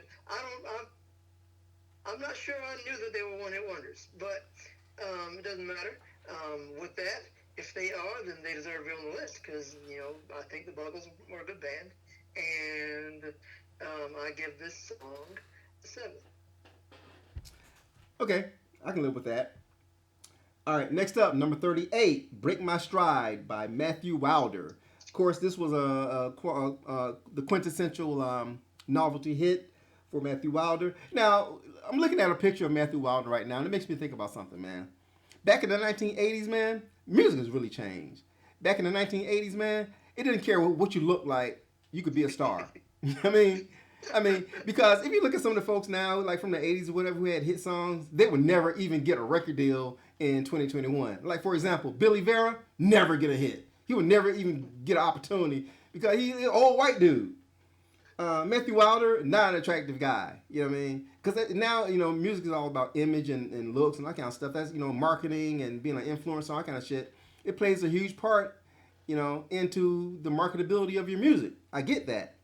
So, like I said, there's a lot of artists from the 80s who would never even get a sniff in unless they got a gimmick. Say like Lizzo, somebody like that who has a gimmick that kind of endears them to people because she's endearing because she's fat. Yeah, she's endearing because she's fat, and I guess she embraces her fatness and plays like she's all sexy and shit. You know what I mean? So that's kind of like a reverse, a reverse type of popularity, man. Because if Lizzo was working at Zaxby's, it was like, oh, they shit that fat bitch at work at Zaxby's. That's about it. You know what I'm saying? New man on the Minnesota Vikings. You know you ain't fucking a Minnesota Viking. Come on, get the fuck out of here. You can't weigh 300 pounds and be dating a Minnesota Viking. It just ain't happening. Does she weigh 300 pounds? Probably 400. Lizzo big. She's not that big. Lizzo swole, dude. She's swole for real. Big. She like Miss Melody swole. You know what I'm saying? She's what? She like Miss Melody swole. You know what I mean? She. No. Yeah. No. Yeah. She swole. No. Yeah. Have you seen her lately? Have you ever seen her? Like she be like all in a bathing suit on the beach and shit, looking like a damn beached whale. That chick is huge. She's huge. I'm guessing you don't think Lizzo is attractive. No, I don't. She's not attractive to me. I mean, even if she was like skinny, I don't think she would be attractive. But the fact that she weighed about 1 billion pounds makes her even less attractive to me. Now, props to the girl for embracing her fatness and not, let folks body shame her. Props on that. I ain't got nothing against that. It's just not something that's appealing to me or endearing to me. You know what I mean? But like I said, like I said, she's a star because she turned into the skid and she embraced the thing that people would hold against her, and she embraces it. And that endears her to people, so I get it. So that's an ingenious marketing move on her part, but that's not something everybody can do. So she filled that niche. It ain't like there's not gonna be a renaissance of fat women all of a sudden, in music. She's that one standout anomaly. That's why I like Jennifer Hudson. She was fat and shit. That's why she break her tail off, trying to stay skinny and shit, and do Weight Watchers and all that kind of shit. I mean, because she know what time it is. Adele recently, Adele. Yeah. Now she's extremely skinny. Yeah. Doesn't even look like herself. Exactly. So they know what time it is in the game. You know what I'm saying? Like I said, Lizzo, she's an outlier. So, you just heard what Lonzo thinks. Fat phobia is a thing. Yes, it is. And once again, I'm just embracing it. That's all. I'm admitting it. Anyways, back to Break My Stride. My Matthew Wilder, he gets a 2. Go. This is a quintessential 80s song. Everybody knows it. And, to me, it sounds like a song for commercials. You're right. He's just a regular old guy, just some guy who did a song. And, the whole image thing is something that has come into popularity since the 90s. I don't think this was that big of a deal in the 80s. You know Matthew Wilder looks like? He looks like he's like the type of dude who'd be like the manager of a TGI Fridays. Okay, we gotta close up. Exactly. Here this motherfucker come again. Need to shave that mustache. I'm sorry you didn't enjoy your food. We'll give you a 25% discount. Yeah, and he drives a Ford Taurus. But you know what? He's probably a nice guy. I like people like that. Listen, 1-bedroom apartment. But nothing's gonna break his stride. Nothing's gonna hold him down. Oh no, he got to keep on moving. And he give you half off on your next meal. That's right. So with that, he deserves to be on this list. And the song's not bad. I give it a 4. That seems bad, but I give it a 4. And for the record, I actually think Lizzo is attractive. There you go. Good for you. And she still ain't fucking nobody on the Minnesota Vikings. Maybe maybe like the janitor.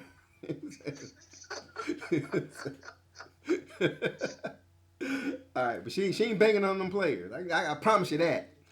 Um, okay, next up, number 37. Respect Yourself by Bruce Willis. Yeah, John McClane himself. Bruce Willis had a hit song. It made the top 10 from the album The Return of Bruno. Of course, he's a superstar, movie star, actor, and everything. Especially back then, he was a huge star with Die Hard and everything like that. The song came out in 1987. It did make the top 10. It was a duet with the Pointer Sisters, I believe, a remake of a Staple Singer song. And yeah, it definitely was a one-hit wonder, and I guess it deserves to be on this list because it does qualify. I give it a 2. Go. But is Bruce Willis a musician? He plays the harmonica. Huh? He plays the harmonica. Okay. So, I mean, the equivalent of Eddie Murphy. Is Pretty he much. on that level? Yeah, pretty much. Yeah. But Okay. I mean, but he's nowhere near. He don't have a great singing voice, man. Bruce Willis is not a good singer. You know what I mean? So it's not like, you can put you can put on a Bruce Willis song, at a party and not tell anybody who it is. Folks are like, hey, play that again. Nah, ain't happening. Well, I'm not sure I know the song. Perhaps, but I don't know.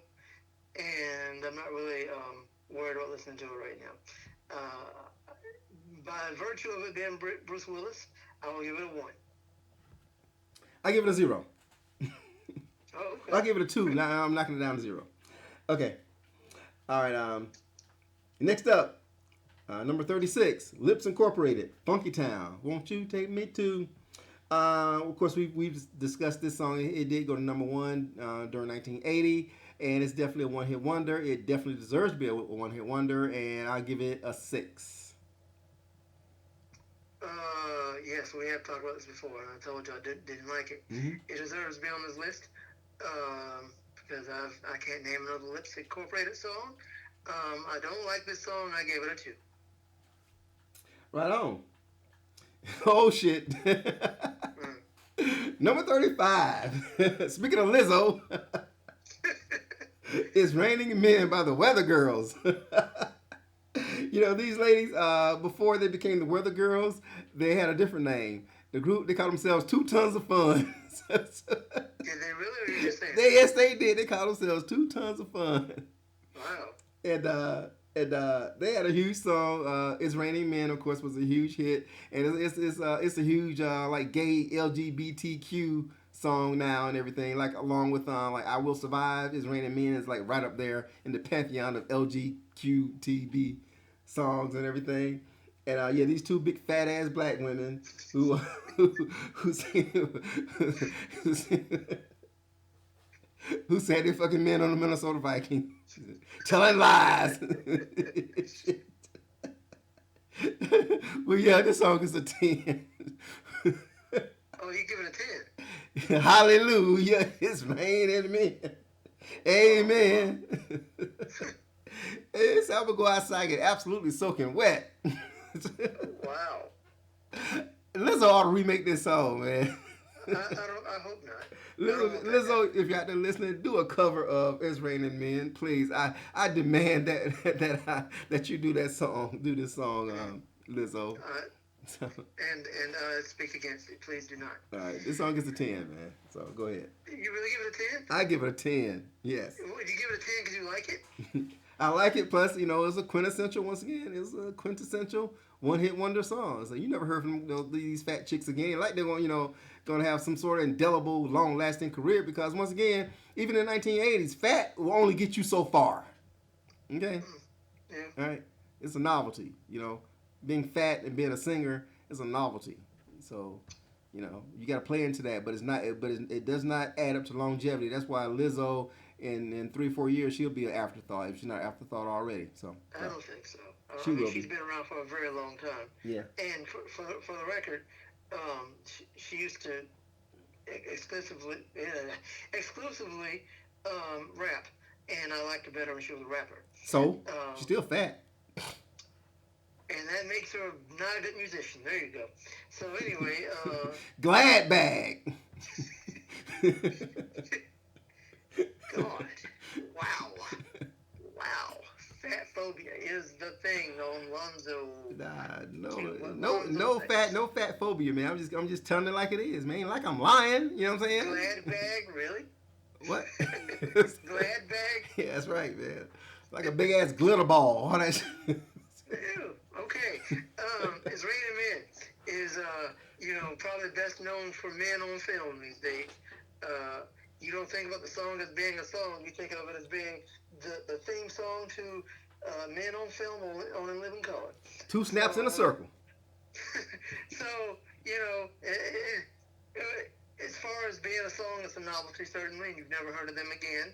Um, and they didn't have any kind of the album's called success. I wonder if they really had it. Um, yes, I feel bad for them. They deserve to be on the list. I don't like the song. I'm not gonna give it a 10. It's iconic, but I don't like it. I'm gonna give it a 4. 10. Mm.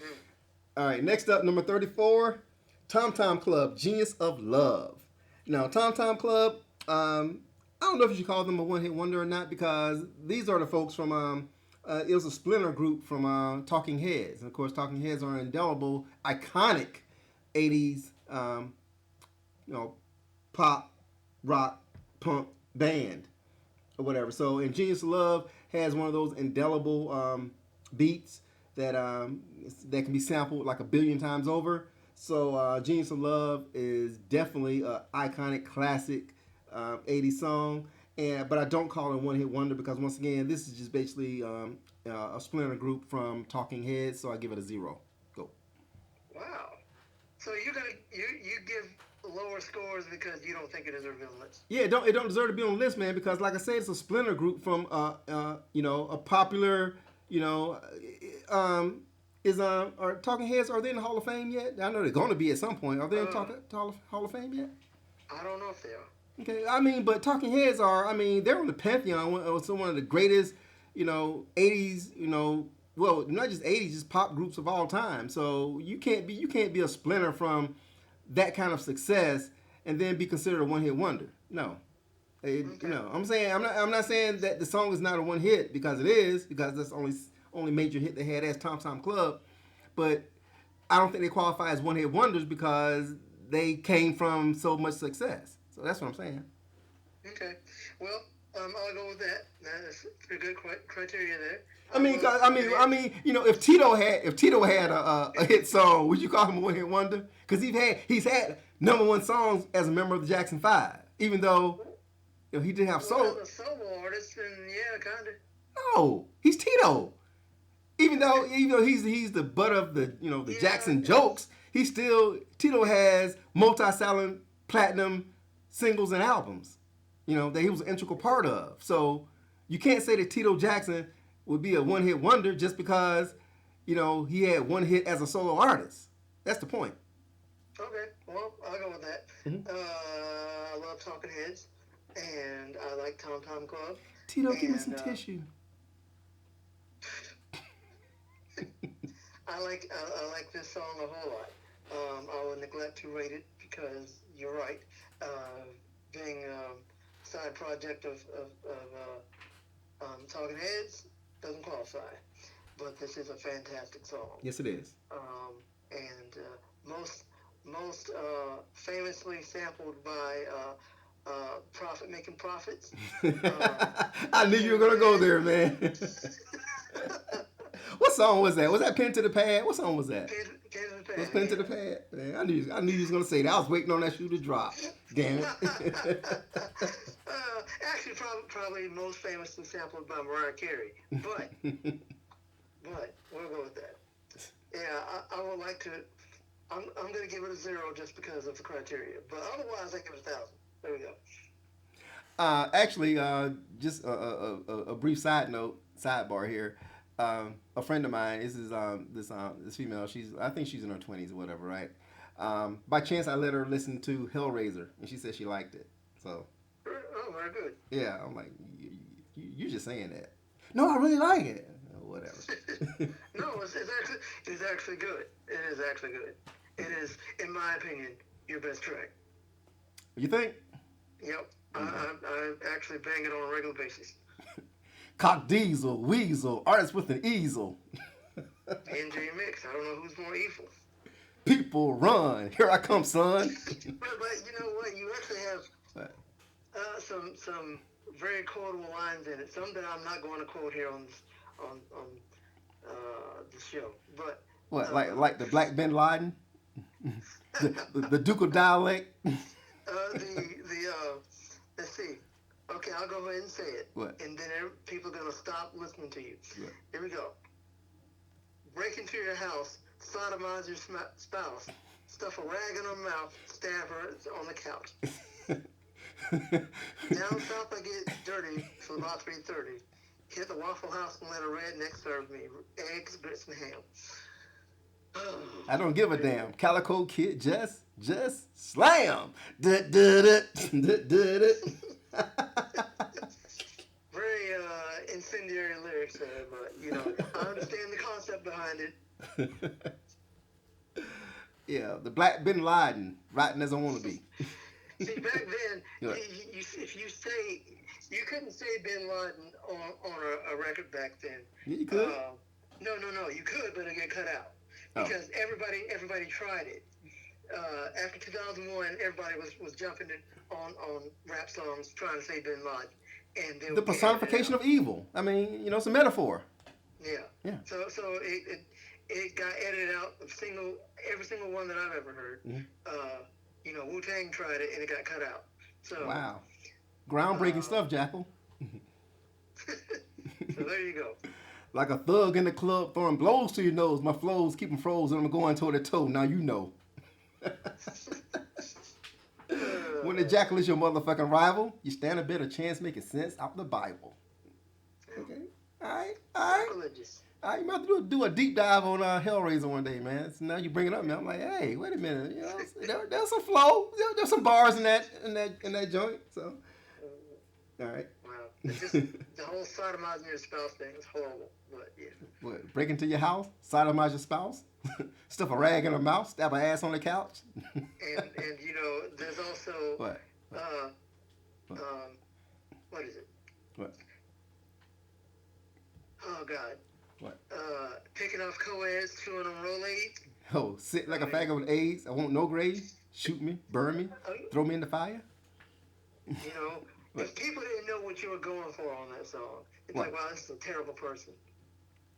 What? Because I mean, you're referencing one of the most vile mass shootings of all time. Yes. So you caught that. So- You know, good. A lot of folks didn't But- catch that. I'm sure. Yeah. But yeah, that's what I'm saying. So people would think he's just a terrible person. No, I definitely was referencing. I forget the guy's name now who did the shooting, but I did a lot of research on that, and that's why I put that in that song, because of the heinous acts that he committed. Not only the shooting itself, but what he did before the shooting. I don't know if you know that or not. He actually killed his mother and he killed his wife before the shooting. Then he went to the tower and shot up everybody at the tower. So this guy was seriously demented. So yeah, that's exactly where it came from. Picking off co-eds, chewing on Rolaids. So glad you caught that, sir. And if you're out there listening, you don't know what we're talking about, it's Hellraiser by The Jackal. Check it out sometime on Spotify. Yep. All right. Sidebar. Okay, back to the matter. Number 33 on the list is I Know What Boys Like by The Waitresses. It was from 1982. I remember this song from, I think, a movie called Spring Break. It was one of those 80s teen, sex flicks or whatever. Definitely the only hit song they ever had, and it made the top 40, and I give it a 3. Go. Yeah, it is iconic because I think lots of people know this song. And it's all right. It's all right. Oh, it deserves to be on the list. And I will also give it a 3. Okay, no doubt. Next up, number 32, John Waite, Missing You. This song went to number one for 1 week. And it's an indelible 1980s pop, mid-tempo ballad. And once again, never heard from John Waite again. So once again, definitely qualifies as a one-hit wonder. I give it a 6. Yeah, we've talked about the song before, and I don't remember what I said about it, but I'm going to give it a 3. All right, then. All right, next up, number 31, Quarter Flash, Harden My Heart, Swallow My Tears. Gonna turn and leave you hit your ear. Quarter Flash was obviously the 80s group, and this was their only hit from 1981. I loved it back then. I love it now, and I still listen to it to this day. Harden My Heart is a really good song. I give it a 6. You give it a what? 6, damn it. 6, huh? Yes. Yeah, it's all right. I like the name of the band. Never heard anything else from them. It's a pretty good song. Quarter Flash. That sounds like a name of a video game or something. That would be the name of a video game. That might be why I like it, because it sounds like a video game. Yeah. Or 80s action flick starring like Dolph Lundgren or something. Whoops. Or even now, because be one of the martial arts movies on Netflix starring Dolph Lundgren and some Donnie Yen. character. Yeah, Donnie Yen or somebody. I like Donnie Yen a lot. Yeah. Donnie Yen is freaking awesome. Starring Dolph Lundgren and co-starring Donnie Yen. Quarter Flash. That's actually a really good movie, and I want it to happen right now. So Coming soon. with that being said, to Netflix. I'll be watching tonight. I'm gonna give this a 7. Right on, man. Right on. All right, next up, number 30. Oh, shit. Number 30. Oh, damn. Number 30, Bobby McFerrin. Don't worry, be happy. Of course, Bobby McFerrin was this guy who he didn't play no instruments because he was the fucking instrument. Yeah. And this song fucking sucked. I hate this goddamn song. Hate it then, hate it now. Gonna hate it for all eternity. But yeah, you never heard from Bobby McFerrin again. He was not an indelible superstar or anything like that. So yeah, it does qualify as a one-hit wonder. But this song fucking sucked ass, eggs, and everything along with it. Fuck this damn song and fuck you, Bobby McFerrin. This song gets a minus a zillion. Go. Okay. Yes, this song is terrible. Bobby McFerrin, as I've said before, is he's actually successful, but I guess this was a big hit. And I like his daughter, Madison McFerrin. You brought her up before, man. Hell with her. I have, okay? Listen to her. At any rate, this song Is she not fat good. like Lizzo? She's not fat. Okay. What does it matter? Context, bruh. Context. Anyway, I give this song a 0 because I can't stand it. But it deserves to be on the list. Yes, it does. All right, next up. Oh, man, one of the most offensive titles ever. The Vapors. Mm-hmm. The Vapors with Turning Japanese. Turning Japanese, I really think so. I know the hook, but I don't know the context of the song. But I think they're trying to be complimentary of Turning Japanese. I hope they are, but I never heard anything from these cats again. So it definitely deserves to be on the list. I give it a 1 though. Go.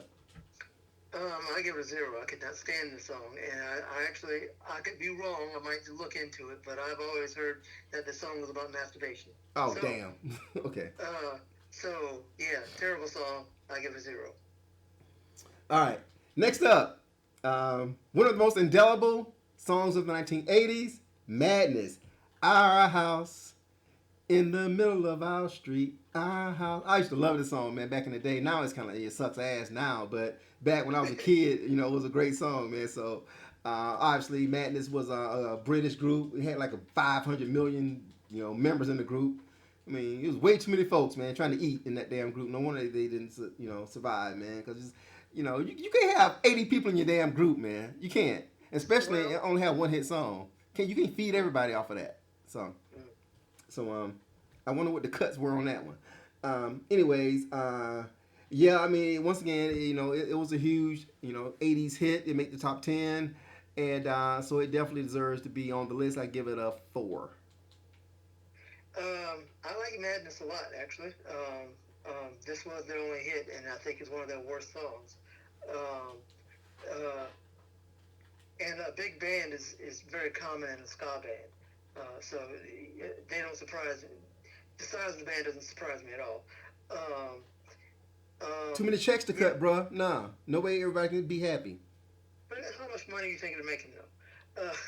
Not much, but I'm but just saying. You got a big band but like that, man. You know, I'm surprised that Earth, Wind, and Fire made it as long as they did, man. Cause you can't have 800 motherfuckers in your group, man. You can cut checks to everybody, man. Give everybody kind of shine that they want. So you well, can't. again, most ska bands are actually pretty large, I think. So talk to them about that. As far as this song goes, like I said, I think it's one of the worst songs, but that doesn't make it bad. I give it a five though. I guess they did only have one hit, even though I thought they had something else other than this that people liked, but maybe not. At any rate, pretty good song. I give it a five. All right. Next I up. think that you know what I feel bad because they played here in Macon not too long ago. Well, a couple of years ago. Oh, they're still And together? They played in yeah, Macon?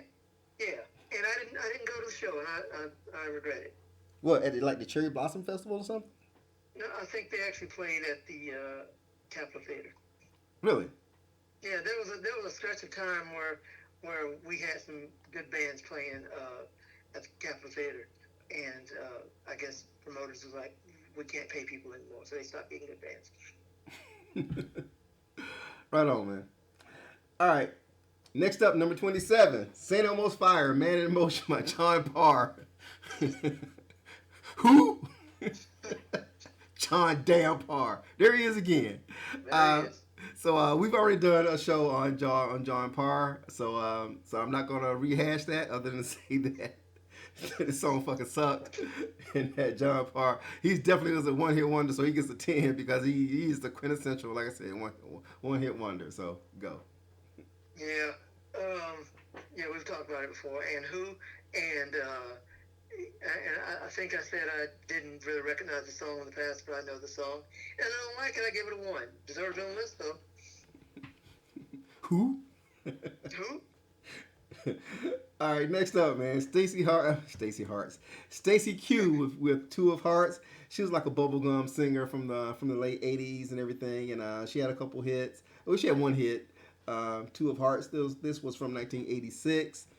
I remember this song because when I just joined the military, I was in the Air Force back in 1987, and this song was playing all the time on the radio back in 1987.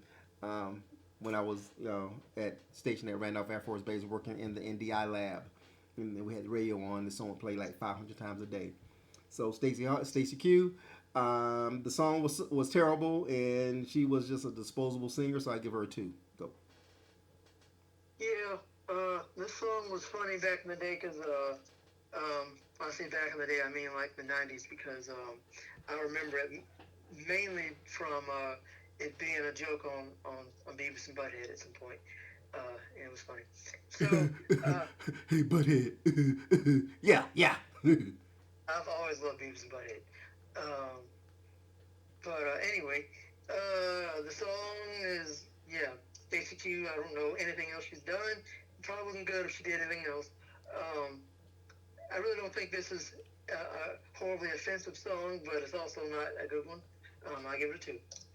No, Stacey Q looks like somebody who would have done a spread in Playboy magazine back in the late '80s. So I got to do some research. I'm sure she probably showed it all at some point So in Playboy. what you're saying is that you're interested. I'm not saying I'm interested. I'm saying she looks like the type though who would be like, yeah, okay, Yeah. take some naked pictures of me, send them on over. I'll lay on the But you're- pool. I'll lay on the pool table, so you can do your thing. But you're also saying you're interested. I love walks on the beach. No, I'm not So- interested. No. Sounds like you're interested. She probably did, and she's probably in movies with Tiffany and Debbie Gibson today.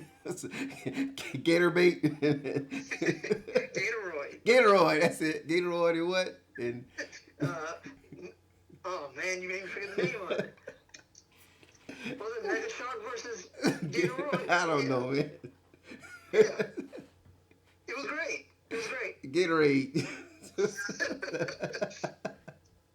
You get chased by a big ball of Gatorade. And we all love Gatorade, don't we? Lemon lime, it came to life. All right, man. Next up, number 25, Cutting Crew. I Just Died in Your Arms. This song is an earworm. I hate this fucking song back then. I hate it now, but definitely one hit wonders. I give them a 3. Go. Yes, earworm is right. An earworm that it goes into your ear and explodes inside of your head and oozes out of your ears and your eyes and your mouth. It's horrible. I hate this song. I give it a 0. Right on, man. Next up, number 24, Musical Youth. Pass the Dutchie upon the left hand side. This was, I think, a British group. They did like a reggae type music, and Pass the Dutchie was a huge hit for them back in 1982. The Musical Youth. They had another hit song with Donna Summer, Unconditional Love. So they can't be one hit wonders if they had 2 hits. So they don't deserve to be on this list. I give them a 0. Go. I also give them a 0. Not for the qualification that you gave them, but because I don't like the song at all. There we go. How does it feel when you got no food? I mean, I get the message, and I applaud them for trying. I just to this day I can't stand this song. Back then when the song came out in 1982, obviously I was still a young kid and everything, man. So I didn't know what a Dutchie was. I didn't know it was talking about smoking weed. So Yeah. there you go. It just I certainly didn't know that for many years either. So that shows you the importance of education, right there. well, I don't know if it's so much about education as slang is slang. True that. I had no idea what a Dutchie was, but now I do. All right. Ooh, number 23, one of my favorite one-hit songs of all time. Edie Brickell and the New Bohemians, What I Am. I love this song then. I love it now. And great song. She's definitely a one-hit wonder because I think she moved on and married Paul Simon and got beat up by him. So so she went from being a pop artist to being a punching bag. But this was a great song though, so I give it a 10 because I love the song, and I give it a 0 because she let Paul Simon beat the brakes off of her. So there you go. Yeah, I kill him dead. Kill him dead. You just heard what Lonzo thinks once again. Domestic violence is funny. No, it's not. It's terrible. Now, I don't co-sign anyone who puts their hand on their domestic partner. So no. Yeah, this is a good song. She didn't have any more hits, but this is. She had plenty of hits. It was just hits to the dome. Bitch, I'm home. That's right. Yeah, what you mean there ain't no dinner? Shit. When you. I'm gonna choke the shot your ass now. What? She was married to Paul Simon for many years, and I guess they just got tired of each other. It happens. It's very sad that it happened, and how sad for me even thinking about it. Songs of 9. Hello, darkness. Yeah. Hello, Garfunkel. darkness, my old friend. And Garfunkel hates him now. I know, man. Yeah, because Paul had to beating folks' ass. Man. I guess it was beating Garfunkel's ass too, man. Shit. And hear the sound of silence. Yeah, it sounds silent because it'll punch you in the ear. That's why. What? You wouldn't think such a small, short guy would be so violent. Yeah, he seems so docile. Yeah. But it happens because Gary Coleman was also ultra violent. So How you be a wife beater when you're 2 feet tall? Well, it's insecurity, I guess. It's like I have to hit people because they underestimate me because I'm small. What we gonna do? Hit her in the kneecaps? I mean, well, Gary Coleman beat all kinds of people when he was alive. So, like, he was known for beating up women, and actually just not just women, like attacking people. When he was a security guard. Yeah, when he was a security guard. Yes, he was known for it. So he was a terrible person, I think, but it came from his insecurity of being short and also, being known as that one character. So what you talking about, Willis? Yep. He wanted to get away from that, and he couldn't. How sad. Yeah, very sad. So, Gary Coleman, if out there listening, He's not. He's dead. That's right. Shit. Dana Plato dead. Gary Coleman dead. Is Todd Bridges dead yet? No, he's not. Todd Bridges almost dead. Shit. I think he turned his life around. Conrad Bain dead. He is dead. Charlotte Ray No. dead. Cause she's old. Yeah, yeah. If he was on that show, boy, your days were fucking numbered, boy. Dixie Carter dead. Shit. All right. Next up, number 22. Ooh, Eddie Grant, Electric Avenue. I wanna rock down to. This was from 1982. This was a huge hit for Eddie. Made the top 10, and obviously it's the song that he's most known for. But I would not call Eddie a one-hit wonder. He was a reggae artist, so he had a lot of hits on the reggae scene. He also had a hit. He did the theme song to "Romancing the Stone," which made the top 40 as well. And he had some other songs that were on the charts as well. So I wouldn't call Eddie a one-hit wonder. He's definitely is an icon of 80s music. So I don't think this song belongs on that list. Go. Yeah, I'll agree with that. This is not my favorite song by him. I don't really like a lot of his songs, but it's a decent song. But yes, he's actually not a one-hit wonder. So NA. Exactly. All right, next up, number 21, Michael Cimbello, Maniac. We've talked about this guy before. I hated this fucking song then. I hate it now. Definitely a one-hit wonder because thankfully never heard from his ass again. And once again, it's further proof that back then in the 80s, anyone could be a pop star because it wasn't about looks. So this guy was not a good-looking guy. He was kind of chubby with a beard, looked kind of like Michael McDonald, like a fatter version of Michael McDonald. But at least we can understand what he was saying, because if Michael McDonald was doing this song, he'd be like,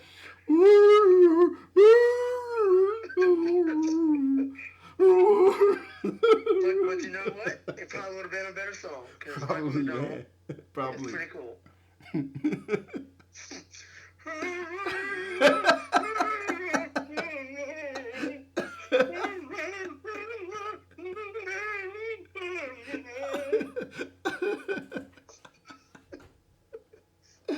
Damn, Michael McDonald, if I didn't listening, man, what were you saying, dog? Jeez. Was he the voice for Scooby Doo? Well, the thing about Scooby-Doo is that you can actually understand what he's saying, except that everything starts with an R.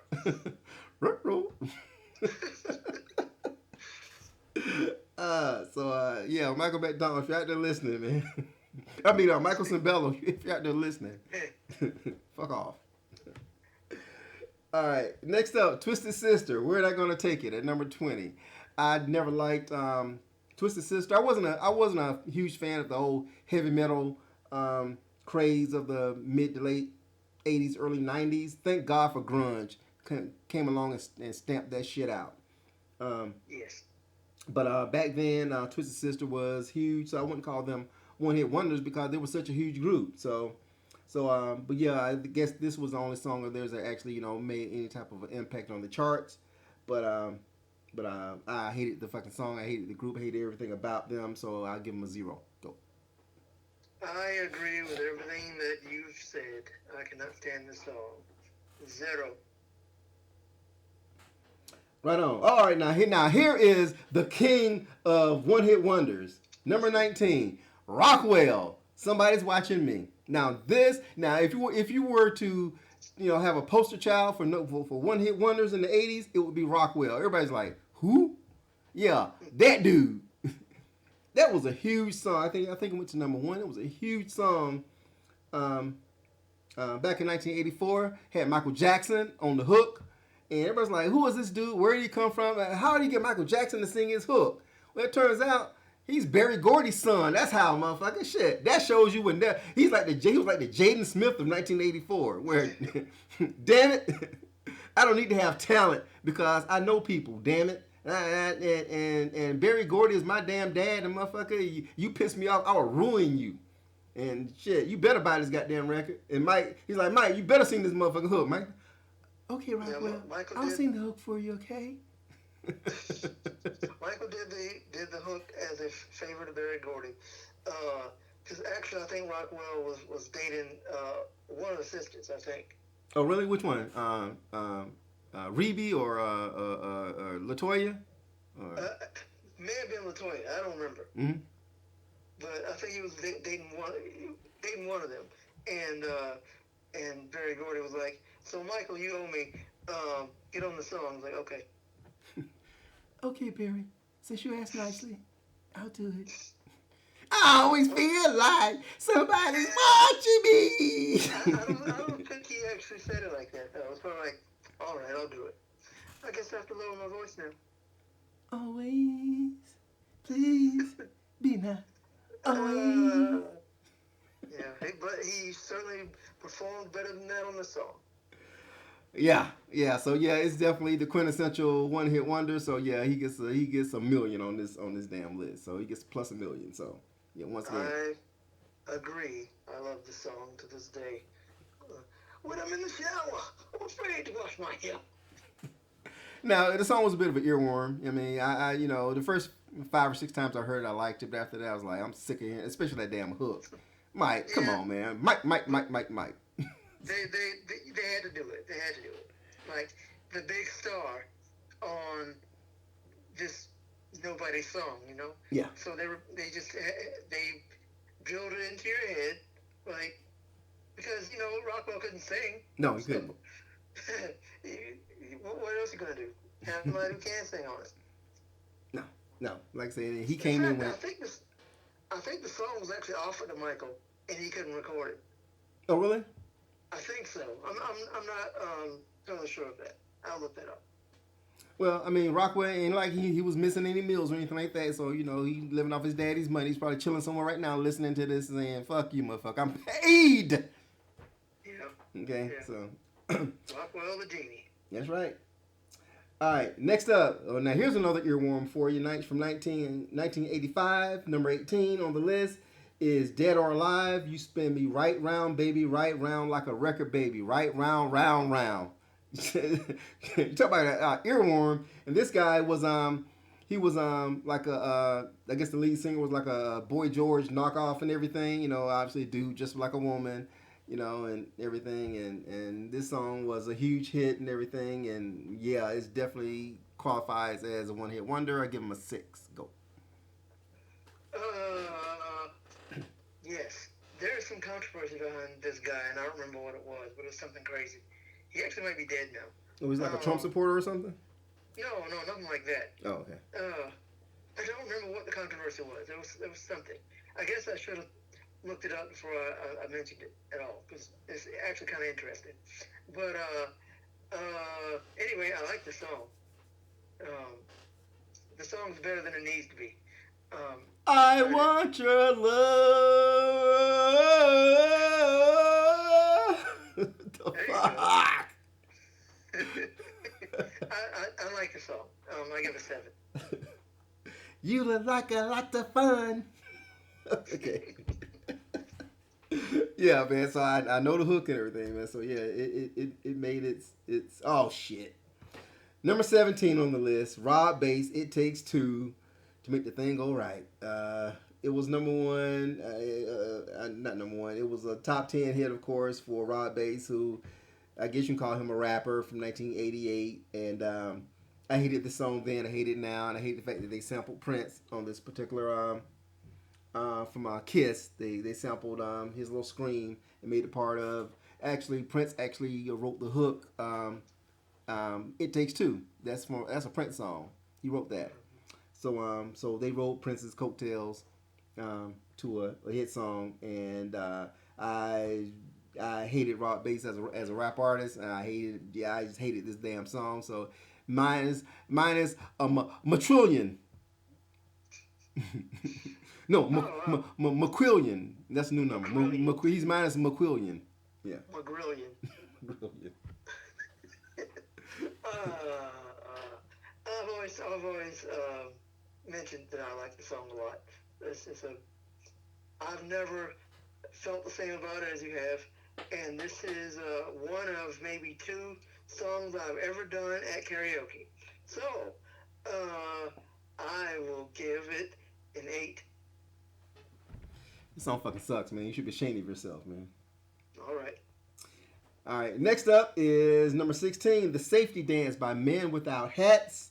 We can dance if we want to. Yeah, once again, these guys came and went with with a blur, but they left us with The Safety Dance. I give it a 4. Go. Oh, well, I love this song. Mm-hmm. And yes, they came and went, but they gave us a gift called the Safety Dance, and to this day I'm into it, and I give it a 7. You can dance if you want to. Leave your friends behind. Whatever. All right, number 15 is Nina with 99 Luftballons. Not Luftballons, Luftballons. They were a German crew, and this song was in German, but it made the top 10 here in America. And there was this song was an earworm. I didn't like this song then. Don't like it now. I hated the video because the video was so cheaply made. It was like on video, like VHS type. It was just nothing about this song I ever liked. So I give them a negative. Let's see here. No alien. No Dillion. Yeah, that. Yeah, I don't like the song. Um, it's better in German than it is in English. And I think it's interesting that the German version went to number one and not the English version. But either way, it's a bad song, and I ain't into it, and I will give it a 1. Right on. Next up, number 14, Devo, Whip It. Whip It Good. Devo, of course, was a punk rock band, techno type band from the early 80s. And these guys got around a lot. And they appeared on a lot of other artists' songs and everything. So they've been involved with a number of hit songs. So I can't really call them one hit wonder because they had such staying power. So this does not qualify. So I'll give it a 0. Go. So I'll have to give them NA because of that. And also, they've had like lots of songs that were popular, maybe not big hits, but they've done like a lot of great songs, and to this day they're still doing it. So I love Devo. They are one of my favorite bands of all time.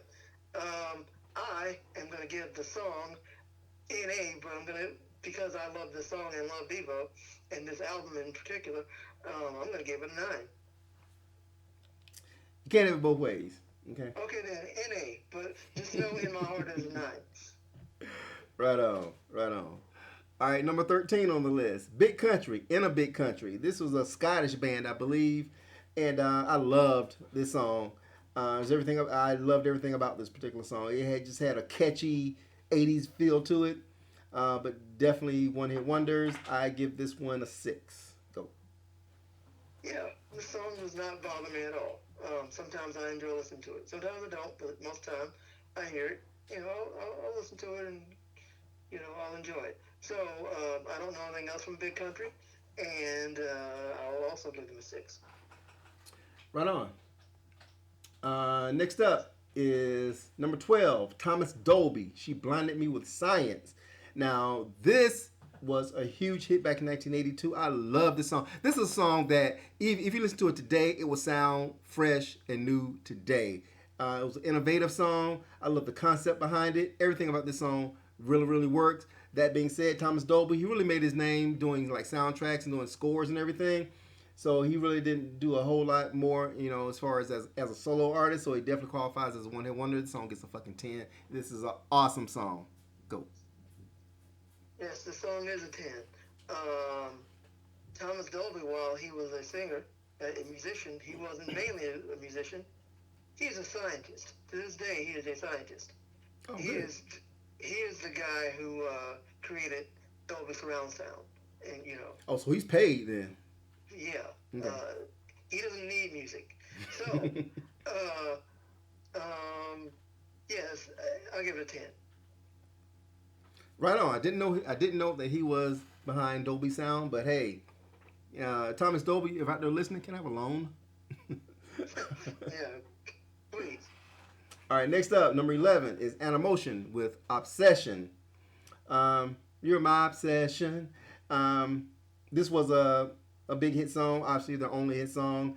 But it is one of those quintessential once again 80s songs that will that will turn up on a compilation from K-Tel. So yeah, they definitely deserve to be there. I give them a 7. Yeah, this is a song that, to me, it kind of it takes some getting used to, but it's not an instant hit in my mind, but it's actually a pretty good song. And I don't know anything else from them. I'll give it a 6. Right on. Next up, number 10, Relax by Frankie Goes to Hollywood. This was a huge hit song, made the top 10. And I think their claim to fame, Frankie Goes to Hollywood, the group, was that I think they were like all like gay. And the song is a gay song about gay sex. So I think once that kind of got revealed and everything, folks kind of like ugh, it may have turned some folks off or anything. But I mean, it was a catchy '80s pop dance tune and everything. But yeah, it's a song that I couldn't really you know I don't know quantify. Once it became apparent that this was something that the LGBT community would be offended if you didn't like or something. I don't know. Go. Okay. Uh, yeah. I just don't like the way it sounds. I don't care about any of that other stuff. I just don't like the way it sounds. And I don't know anything else from them. The song bothers me because people mention it a lot, and I'm like, it's not good though. Like a lot of people like to mention it when they talk about 80s music, and I guess since it's right here at number 10, it's a popular thing, but I just don't get it. I give it a 2. Okay. All right. Number 9, Kajagoogoo with Too Shy. Kajagoogoo, of course, never heard anything else from them after this particular song, but it was definitely one of those songs that that came an earworm because that hook, shy shy, hush hush, I do I. I give it a 3. Go. Yeah, earworm, but not really a good one. Uh, Not a big fan of the song. Um, uh, 3 is about right. Their name reminds me of a candy bar. It always makes me want to eat a candy bar, Talk like a about whatchamacallit or a something. Google cluster. Yeah, that's what it reminds me of. But I was thinking whatchamacallit, and I like whatchamacallit a lot. Mm-hmm. So that's what it reminds me of. But yeah, song I give it a 2. I think I said 3. I'm gonna say 2. Well, speaking of candy, next up, number 8, I Want Candy by Bow Wow Wow. This song was from 1982, and it was definitely like a like a techno pop type novelty type song, and didn't like it then, don't like it now, and I give it a 1. Yeah, this song is garbage. I give it a 0. With Here you we on that, go. man. I'm with you on that. I'm with you on that. All right, number 7, Modern English. There we go, man. Your favorite song, Modern English. I melt with you. I'll stop the world and melt with you. This song really gained its traction from the movie. What was the movie? What's the name of the movie? Valley Girl. It was a huge hit from the soundtrack of Valley Girl, and I like this song, man. I like it. It was decent. I give it a 5. Go. Yeah, I've spoken about it. I don't like the song at I know. all. Can't stand it. This is the quintessential 80s song if you let other people tell it. You can't have an 80s movie or an 80s anything without this song in it. And it's ridiculous. The song was whack. It was really bad. Oh boy, everything about it is just wrong to me. I give it negative 100 quadrillion jillion trillion. There we go. Stop fucking hating, man. I'm telling you now, if Sparky don't shut the hell up, he gonna get a quadrillion foots up his ass. You're always talking about Sparky, but He need to stop. why don't you love him? Fuck him. Shit. That's not nice. There you go. Ugh. Okay. I can't hear him, to be honest. So I there you go. can. Rat bastard. All right. Next up, number 6, Tony Basil, Mickey. Oh, Mickey, you so fine, you so fine, you blow my mind. Hey, Mickey. Of course, Tony Basil would never have another hit song after this. She was a choreographer who got roped into being a singer and lucked up and had a hit song. And there you go. She's still around, still doing some stuff. I think she got nominated for an Oscar or nominated for some type of big award or whatever for something that she did somewhere, somehow. So she's still relevant in some in some arm of the entertainment industry. But yeah, this song, I mean, it's pretty much indelible. I give it a 4.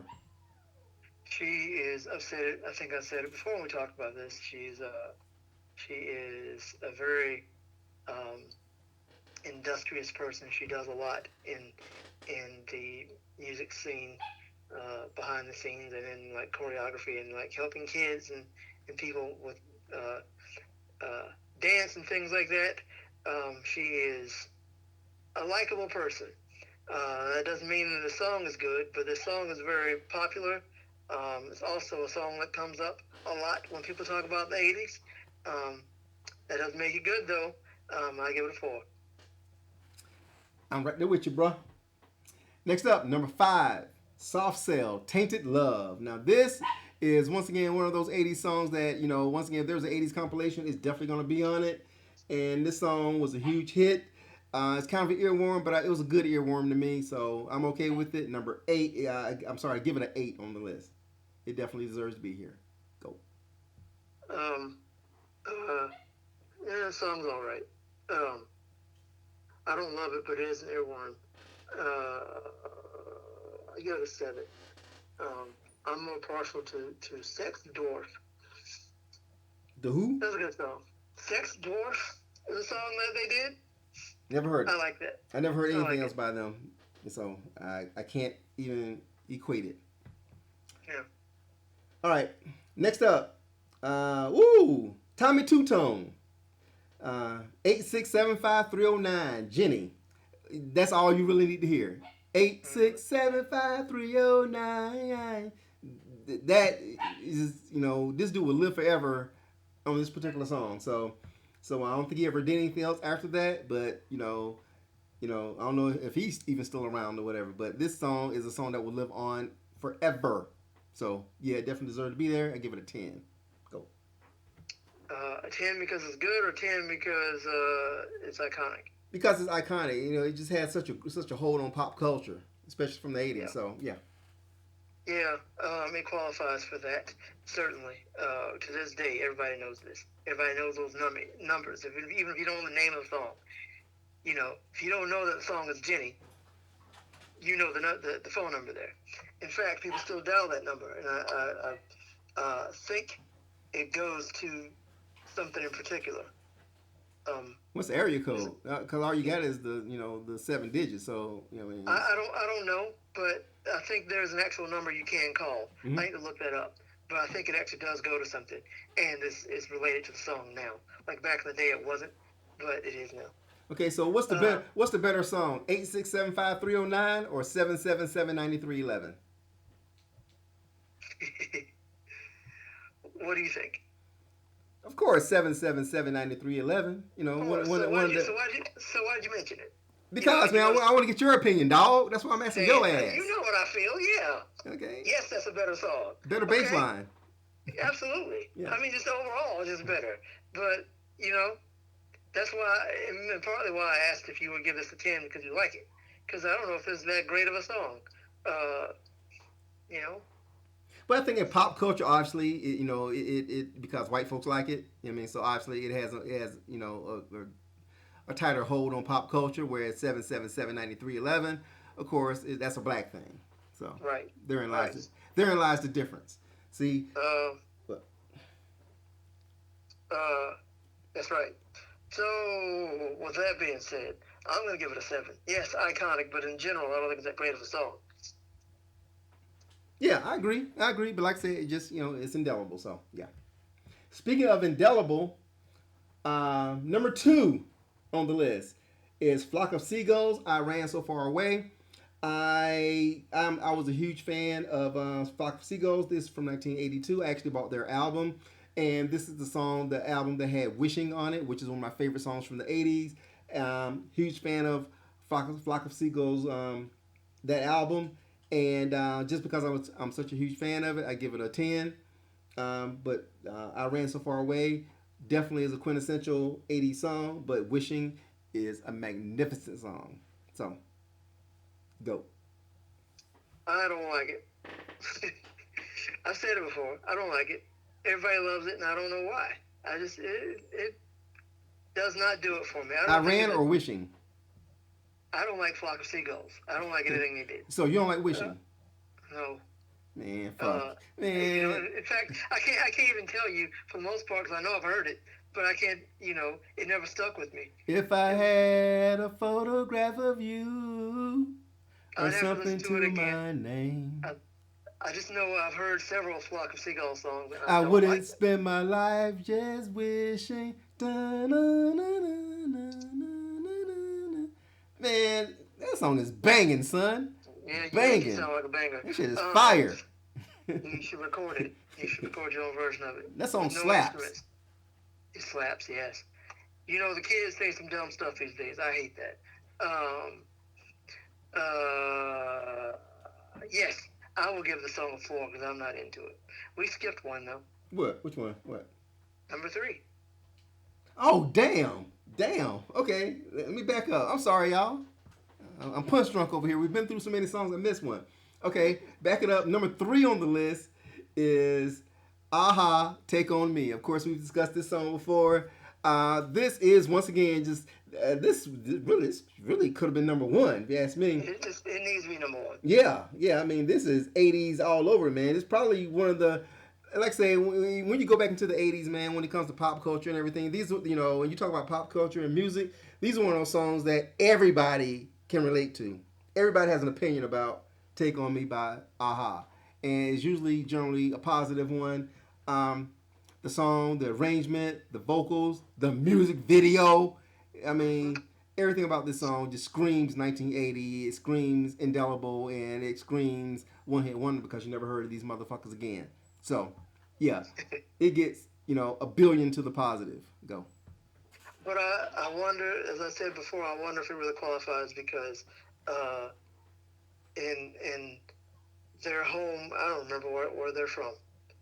I want to say Sweden or something like that. No, but I think they're Swedish. Yeah. Yeah, they are like a national treasure. So I don't know if they're really one-hit wonders, but I guess in the U.S. they are. Is the lead singer named Sven? Might be. I'm gonna look it up. Yeah, Sven or Bjorn. They're from Norway. Oh, from Norway. Okay, well, damn. And the lead singer's name is Morton. Morton Downey. Morton Harkett is his name. See, now, if he's the heir to the Morton Salt, so it's like... No, it's not Morton with an O. It's Morten. Oh, really? Okay. Yeah, so he's not the salt guy. But he's a guy who apparently made a fantastic song. Yeah. A wonderful, wonderful song. And this should be the greatest one-hit wonder of all time, if you want to call it that. Yeah, this is a 15. I agree. So that brings us to number 1.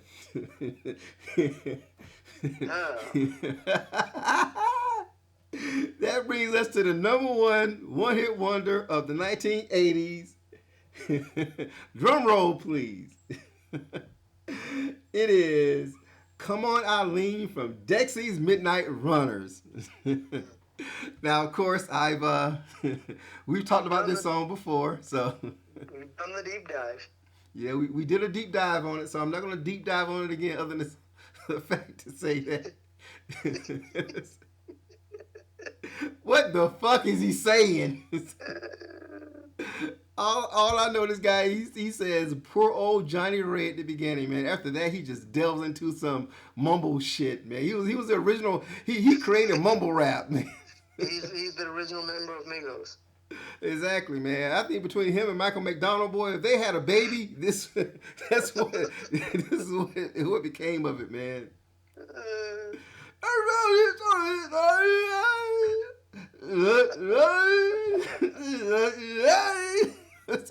oh boy. Oh yeah, and it turns out I think I said they were Scottish, but they actually were British. Somebody corrected Yes. me. One of my loyal listeners actually chimed in and corrected me, and reminded me that they were not Scottish or Irish. They were I actually thought they were British. Irish. Yeah, I thought they were Irish, because they sound like they had food in their mouth when they talk. But it turns out they're British, which don't make it no better, you know. But yeah, it is the number one hit wonder of the 1980s, and I think Aha should get the top spot, but Dexy's Midnight Runners has it, and I really can't argue with that. Go. I can't argue with that because the song is terrible. Um, Except and for that hook, man. Now, that violin hook, man, really redeems the damn song, man. So I don't know if it does or not. it does. I mean, I guess so. You know, this came on in the Walmart recently, and I was kind of enjoying it. But I don't like the song. You know, I've said it before. I don't like the content of the song. The fact that he's basically, you know, trying to con some girl and having sex with him. I don't like it. It's just creepy, and I don't like the sound of it, and I will give it a 1 because it's not for me. I don't know what makes it the number one one hit wonder of all time. And I have to ask this: why isn't Amadeus on here? That is an excellent question, man. Excellent question. Might be because you're right in what you said, because Falco was an international star, man. So I think that would be the only reason why they wouldn't have him on this list, even though it does qualify as a one-hit wonder because it was his only hit song in the United States. Obviously, once again, their common star, notwithstanding, because I think that's kind of like on the fringe. It was a bigger hit for After the Fire, so they may not have given him credit for Dirk Commissar. I would think that, but being a one-hit wonder is more of an insult, I think, because it kind of indicates or accuses you of not accomplishing anything else in your life. So in that regard, I'm glad that Falco, rest his soul, is not on this list. So there's an upside to that, man. So There is, but then there's also an insult to Devo. So, like, why is Devo on this list? Yeah. That makes me very angry. That's true. And like we said before, you got Phil Collins and Philip Bailey and Clarence Clemens and Jackson Brown. You got folks who have made Stacey Q. who? Stacey Q. Fuck up. Fuck out of here. That dog said Rob Bass. The fuck, man. so I mean, it's an insult to really have. It's an insult to have Phil Collins and Rob Bass in the same sentence, much less on the same list. So I think being a one-hit wonder is not a good thing. No, it's not. Yeah. It does kind of imply that. Well, look at you, you loser. You lucked out and had one good song. Basically, yeah. What are you doing now? You're working at the Waffle House now, aren't you? Eggs, grits, and ham. I don't give a damn. But you know what? Oh, by the way. What? Go ahead. There's an upside to working at the Waffle House, though. What's that? You get some good meals for free. You think? I would love it. I mean, I wouldn't love working there, but I would love the food. Okay. What are you going to say?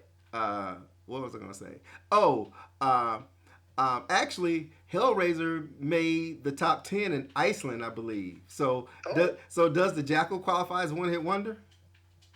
Yes. There you go. A hit in Iceland. Yeah. Iceland is awesome. The home of Bjork.